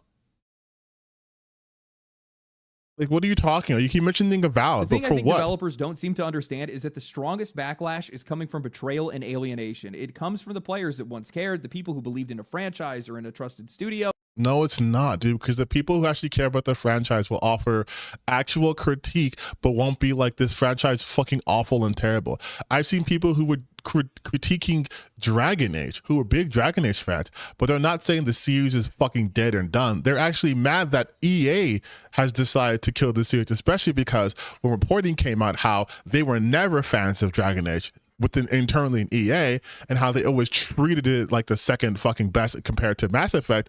A lot of Dragon Age fans were upset. So you don't know what you're talking about. So it's also coming from potential customers who looked at a game's design and feel like it was never meant for them. In both cases, the message is still clear. This isn't for you anymore. And the irony is, backlash born from betrayal is almost always going to drown out support. A fan might recommend a game to their friends, but a disappointed player, oh, they will make sure everybody knows why they feel let down, posting, sharing, and amplifying their frustrations to make sure that they change the perception around a game. No, again, he's not being honest. People do that shit for attention. Negativity sells on algorithms. That's why every fucking video that comes out by a new game is always a negative release. It's never positive. That reaction is not coming out of nowhere. It's coming from people basically, that feel yes, it is, dismissed or though. disrespected. And whether developers want to admit it or not, that's on them. If you present yourself as the face of a studio and you spend your time online mocking or alienating customers, you should not be surprised when those very same customers turn their frustration into a movement against you. That's the climate AAA developers are working in right now. And fair or not, it's just the reality of the situation. No, okay, you guys understand this too, that he's defending that, right? Like, make no mistake, he is defending consumers doing basically harassment campaigns against developers because of whatever slight they may have experienced from them, whether it's perceived or whatever. Like, this is a video in defense of this, 100%. Making a fun game, that's just the foundation. But if your audience doesn't feel respected, they do not care how fun your game is. And the more developers that are out there that are confusing speaking as an individual with speaking as a representative of their company or of their game, well, they're just going to create more players who would rather see their entire project crash and burn than ever give it a chance. The reason I'm making this video and why I wanted to talk about this is because I don't like the direction that conversation and gaming is headed in right now. And it's because this hobby has always represented togetherness for me. This is how I met a lot of friends. It's how some of my friends have met friends and spouses and things like that. And it's always represented sharing your favorite games and memories and things you can still fucking do, but go on. Whatever else, interests. It's finding commonalities between people. This is like the best place to be able to do that. And I wouldn't say that. Well, there's always going to be some rivalries and outliers. I feel like there's just this culture rot that's extending from the industry itself and likely from their own developers. And it's just making this hobby not represent what it used to represent. God, you are such a coward. It's not the developers the problem. It's the fucking gaming community. That's the problem. The developers are doing the same shit they were doing for the last, like, let's say 20 years, okay? Yes, there's microtransactions, but he's not talking about that. Yes, there are shitty predatory practices, which he's talking about that. He's talking about, like, the discourse side. The developers are the ones with the problem. It's not the developers the problem. It's the audience. It's you losers who get so offended by fucking everything that someone can't even make a joke anymore. That's where we're at. It's you. You're the problem. You made a 21-minute video bitching about ultimately nothing. Nothing of substance. You're the problem. Like, the gaming community is the problem.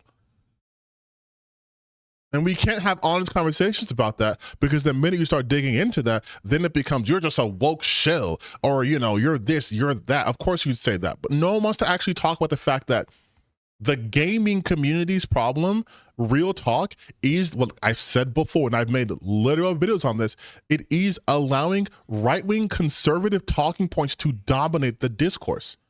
There are game characters who, if they would have released them now instead of like even 5-6 years ago, would have had a shitstorm. You motherfuckers would have lost your mind if Samus was revealed to be a woman today. Like, it's insanity. Stop pretending that's not the case. At least not for me. One of the things that I've been doing in the background is I've been doing some side research. I've been trying to figure out what the next gaming trend is going to be. Okay? Just put it out there. And essentially, I want to figure out what the next Fortnite or whatever that next thing is going to be. And I've been paying attention to a lot of communities and doing some background research. And the funny thing is that it's already happened. But for whatever reason, nobody's really talking about it or its social impacts. And it's the fact that there's a lot of people that are moving away from competitive environments and they're moving towards cooperative ones. Helldivers popped off. I think that was one of the first signal flares that I saw. Then after that, we saw Pal World. Then we saw Schedule 1 and Repo and Peak and these friend slop games that have now started to take over as well. Friend slop. And I think the reason why is because people are looking for togetherness. They're looking for a sense of community. And you really can't find that. My brother in Christ still play Call of Duty. That's not the new... And cooperative games are not... This isn't the new trend. They've been around forever. This isn't a new trend. In a lot of other spheres, not in the same way. Maybe it's me being sappy or philosophical, but I think the reason why is because people are looking for the meaning of playing video games again. And what I mean by that is entertainment and friendship. That's what this entire thing used to be. No, that's not true. That these companies have a responsibility to their customers and also society at large. I'm sorry, what the fuck? How did we land here? So you're saying that games used to be about entertainment and friendship? Metal Gear Solid, Call of Duty, fucking Sonic the Hedgehog, the Lion King game. Maybe that's a little too niche. But like, if we go back in time, these aren't friendship fucking making games. Mario Kart is a friendship ender, first off. Mario Party 2, especially the fucking AI cheats. But he's making these broad assertions. Granted, he's saying it's his opinion, but he's making these just straight up verifiably wrong assertions. Like, maybe for you, again, gaming was all about friendships and all that stuff too. Motherfuckers weren't being friends playing Street Fighter. You think Justin Wong was happy that he got fucking parried to hell by Daigo and Evo? No. Because Evo is a competitive scene. People are still playing fighting games. They're having fighting game terms everywhere. The thing is, gaming has become broader. So now there are more games for more people. So of course a game like Peak, for example, will pop off. Even though in Peak, you can eat your fucking teammate. Doesn't seem very cooperative in that sense, but I digress. But those games are popping off. Helldivers, like you mentioned, it was just true, also popped off. But like, so was Hollow Knight, Silksong. So are a bunch of Liza P. So like, it's what's happening here is a diversity of games. We have enough diverse games where they can pop off and not be so niche. That's the trend, is diversifying games, not solely focusing on the bang bang shooting games. That's where the trend is going. That's what's happening. Look at a game like Expedition 33, right? Smaller development team, popped off. It's not a cooperative game. It's a single player RPG experience.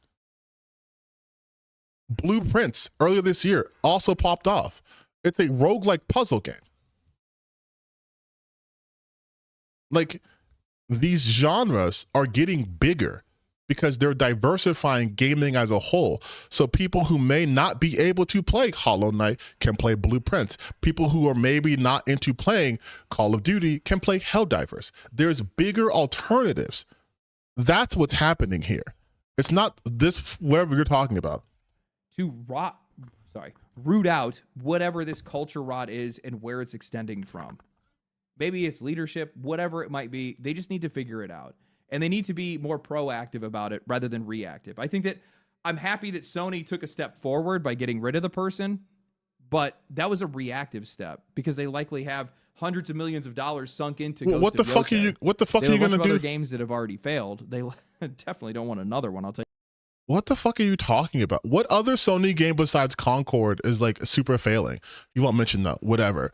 But what does this mean? But that was a reactive step because they likely have by getting rid of the person, But that was a reactive step because they likely have right here. Proactive about it. It's leadership, whatever it might be. They just need to figure it out.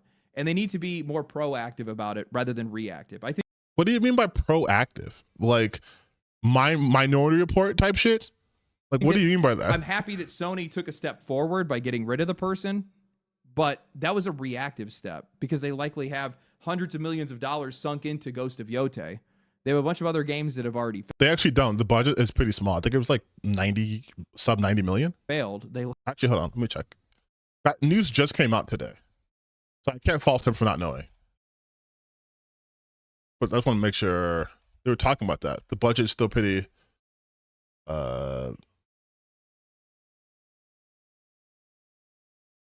Yeah, sorry, whatever. Yes, the budget is pretty comparable to Ghost of Tsushima, which is around 60 million. Yeah, so not hundreds of millions of dollars, but whatever. Definitely don't want another one, I'll tell you that right now.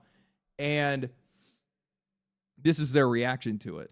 What I want to see instead is I want to see some of these companies proactively approaching this and figuring out the best way to fix it and making sure that their developers' ideals, their developers' values align with the needs of the customer. If we can get back to that, we can get to how do you do that? Place. I don't know what's coming. Society's in a really weird place right now. But all I know is that this hobby is supposed to mean something. This hobby is supposed to be a place where everyone can exist. It's supposed to be a place where everybody can get together, regardless of who you are. Everybody feels like they belong, and it hasn't felt that way. Game developers have gone out of their way to try to say that that's exactly what they're doing, but they've just alienated other people as a result. But which people? You're such a fucking pussy, dude. I hate this guy so goddamn much, dude. Like he's talking about, oh, gaming should be all inclusive. This is the biggest crash I've ever seen. Everyone wants to control video games. They did this. The game industry finally admits that they're the problem.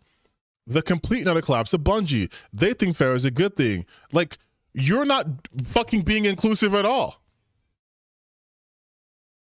Like, hold on, let me watch this for a second. We are living in incredibly strange times. God damn, dude. Just say the fucking times.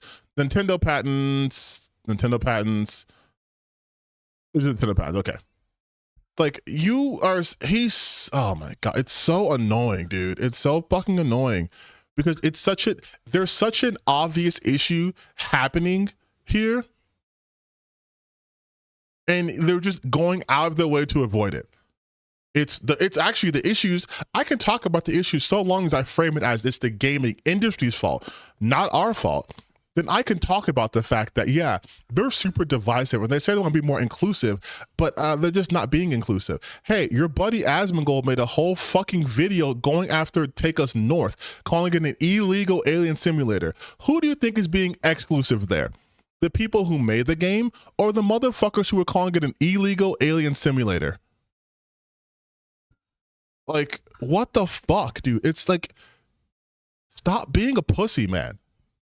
I'm so tired of these guys being just like, we're in strange times and the world's getting crazy. Fucking talk about it, dude. Why don't you make some content that's not basically supporting divisive issues in gaming? Why don't you just straight up call it the fact that, yeah, I've seen people, no, talk about that shit. Who's doing that? You had no problem isolating Drew from Blue Sky.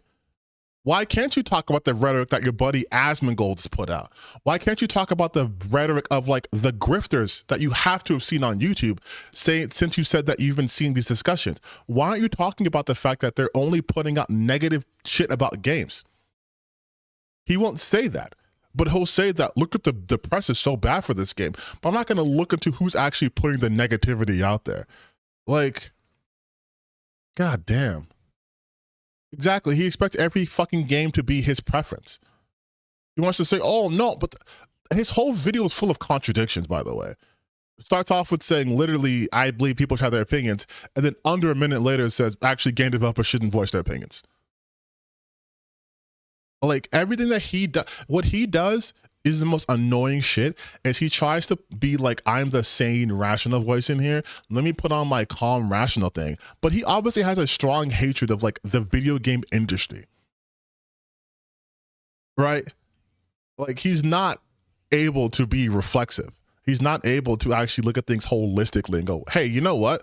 I've been noticing this trend that's been permeating since fucking Gamergate, in which there was a loud vocal minority of people who make it their life's mission to bring up all the negative aspects of games and try to attribute that to its failure. And most of the attributions can be boiled down to LGBTQ people are present, or it's too much diversity in here. But he won't talk about that. Weird, huh? How he won't talk about the obvious shit that you can see if you just type in an upcoming game's name. You'll just see people being upset about it. Like, it's insane.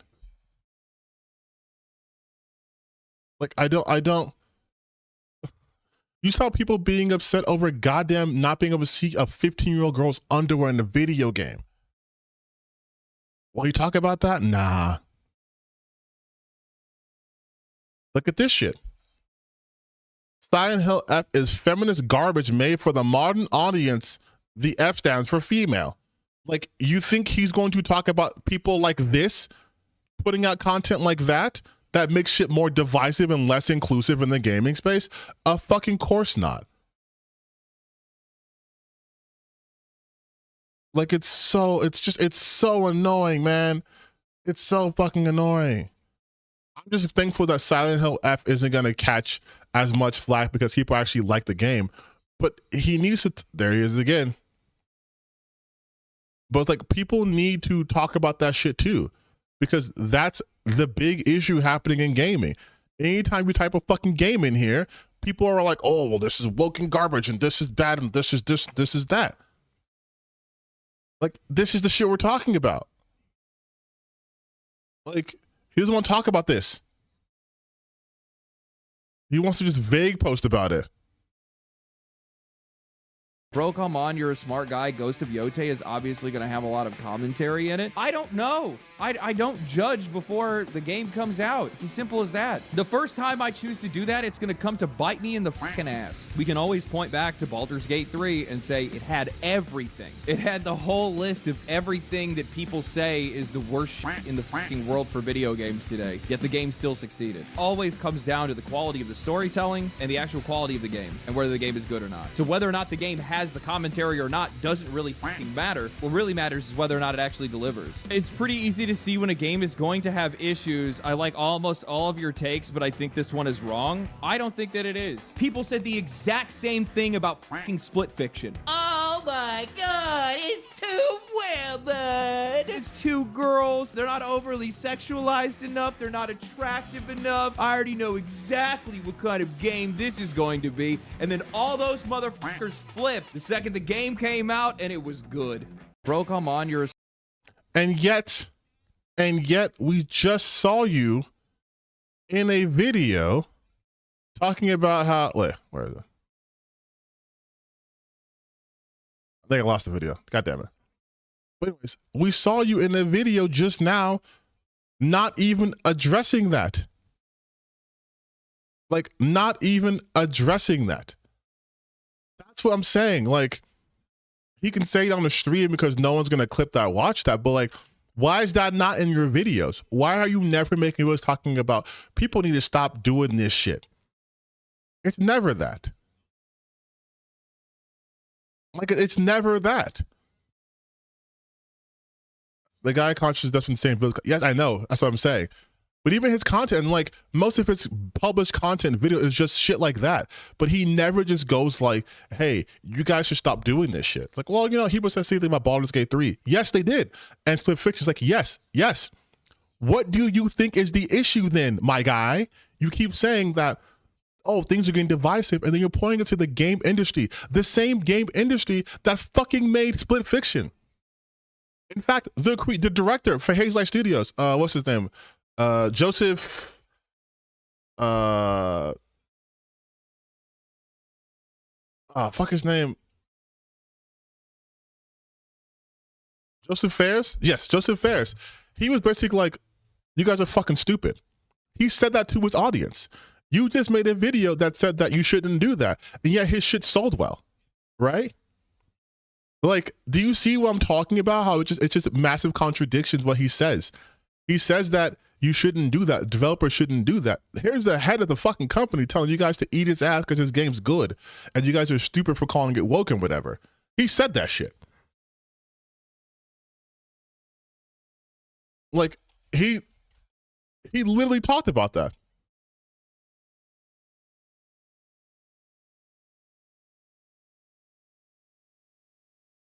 Like, and I'm just like, it's so funny because he also mentions that, right? And he hit back against gamers who were saying that shit, which is awesome, which is what you should do. But he doesn't, Legendary Drops don't do that. That whole video was a waste. Exactly. He's saying, I don't judge games before they come out. We're going to bite me in the ass. And then here you're saying that the games basically is going to be not sell as well because the developers said something bad about it. Like, I don't know, man. It's watching his stuff is tiring for me. Like, you have that huge audience and you're still going to basically placate the fucking anti-woke losers by essentially making videos that they can be like, yeah, he's on our side. He's on our side. Which I still think he is. But like, you can't. And just the fact in the video, he was like, well, I don't have any strong opinions about things. And then goes on to voice his opinions about things. People have always done this to hip hop music, though. They've always done that shit.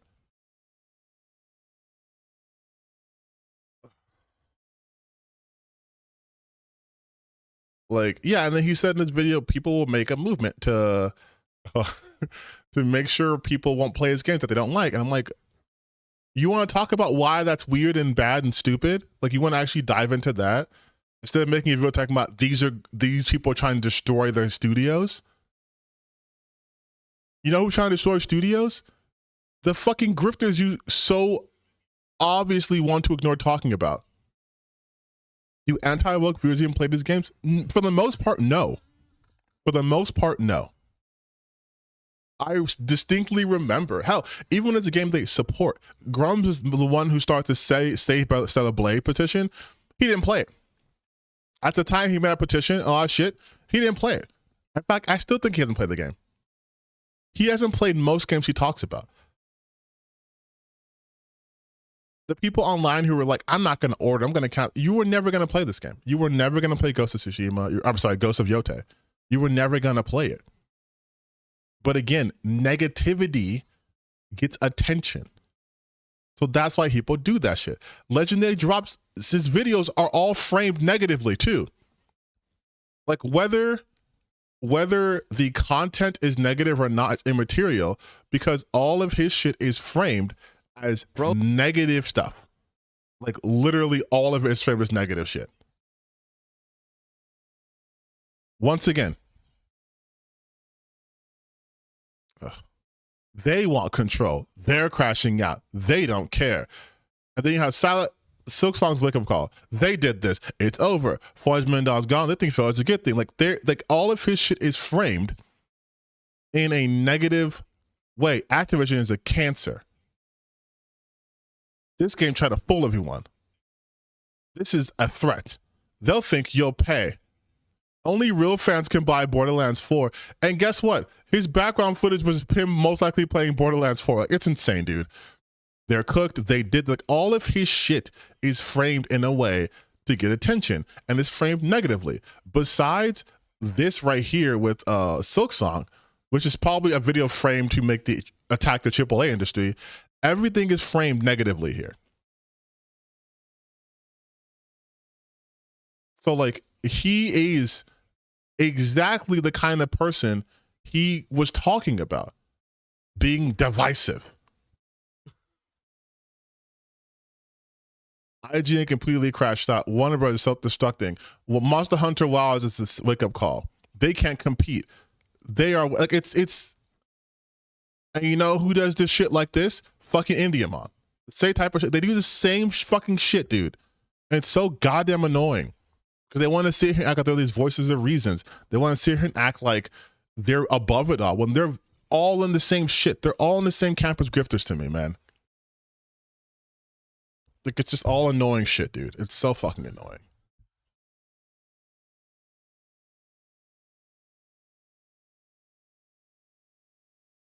Oh, okay. I just realized if I ever got like on the radar of like all these people, they'd probably clip that back. He's crashing out. He's crashing out. It's like, my thing is too is, and this is me being, well, I'm more sincere. I'm being sincere here. If you truly give a shit about the gaming space, then be honest about the actual issues. Stop trying to pin literally everything on the people developing the games. Not saying that the game industry is perfect. You guys have seen my content. I'm very obviously against a lot of the practices they do, but to frame it as just like it's solely the issue of the industry and not the gaming audience is bullshit. You can't say you want this space to be a place where everyone feels included when there are content creators bigger than yourself who are pushing out divisive rhetoric on a near daily basis. And you don't address it. How can you try to be like, oh, gaming is for all inclusive, all people, and you never use your platform to talk about, to make a counterpoint to the rhetoric that go out there? Why are you not countering in your videos, people trying to say games are bad because too many women are in it? You did in clearly your live stream, but why not make that actual video so people can see it? Why are you not doing that? And I'm not just saying just legendary drops. I'm saying to anybody in the space who says they want it to be back where it used to be, which honestly wasn't even a good space. I do want games to be more inclusive, which is why I always push back on the rhetoric that even like his shit like his, where it's essentially running defense for shittier people or the shittier people. I'll push back on that too. Because I actually do care about this space, and not in some esoteric bullshit way that people can make me more, more digestible. I care about it in a way that I do not want these fucking bigoted people to feel comfortable here. I don't think that's a good space for anybody. You should not accept bigotry. I don't want this space to be full of people who think they get to dictate what games should and should not be made. Okay? Even though I am not a fan of a lot of like those like sexual assault games, I'm not here to dictate what does and doesn't get made. But if I'm going to be in this space, I want to be able to be in this space. I'm so tired of people trying to be like, well, you know, you can be here, but you can't talk about politics. You can't say this, man. Things have to go this way. This is the space. It's like, no, if this is an inclusive space, then it's an inclusive space. Don't make videos talking about there's too many trans people or pronouns. I thought we're being inclusive. I thought she wanted people to make friends and meet people. And I do think it is up to people with platforms, no matter how small. I mean, you're looking at me right now. No matter how big, no matter how small, I think if you're talking about how you want this space to be more inclusive, then you need to be sure that you are doing whatever you can to make your space more inclusive. Which means not being accepting of bigotry, which means being honest about the actual issues going on.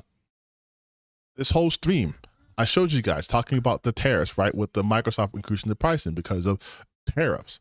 That's an actual issue going on here. I've talked about multiple issues in gaming, including with companies like Ubisoft, right? These are the actual issues. I talked about how Project 20 was going to be bad for video games. Those are actual issues that affect development. A fucking tweet or a blue sky post is not indicative of deep-seated issues in video games. What is indicative, though, from the consumer side, is the reaction to that and the multiple harassment campaigns that followed that. The Charlie Tweets Detected thing coming up. The list being compiled by Grumps to send to Asmongold to make a video to his millions of followers. That is an issue. But of course, I don't think Legendary Drops is the kind of person who will cover that because he is under the Asmongold umbrella, which is why he won't talk about shit that Tectone says or Asmongold or anyone adjacent to that. He's more than happy to pin all of the things that they do onto the gaming industry. I think it's fake and it's bullshit. I think it's coward shit. I think it's coward shit.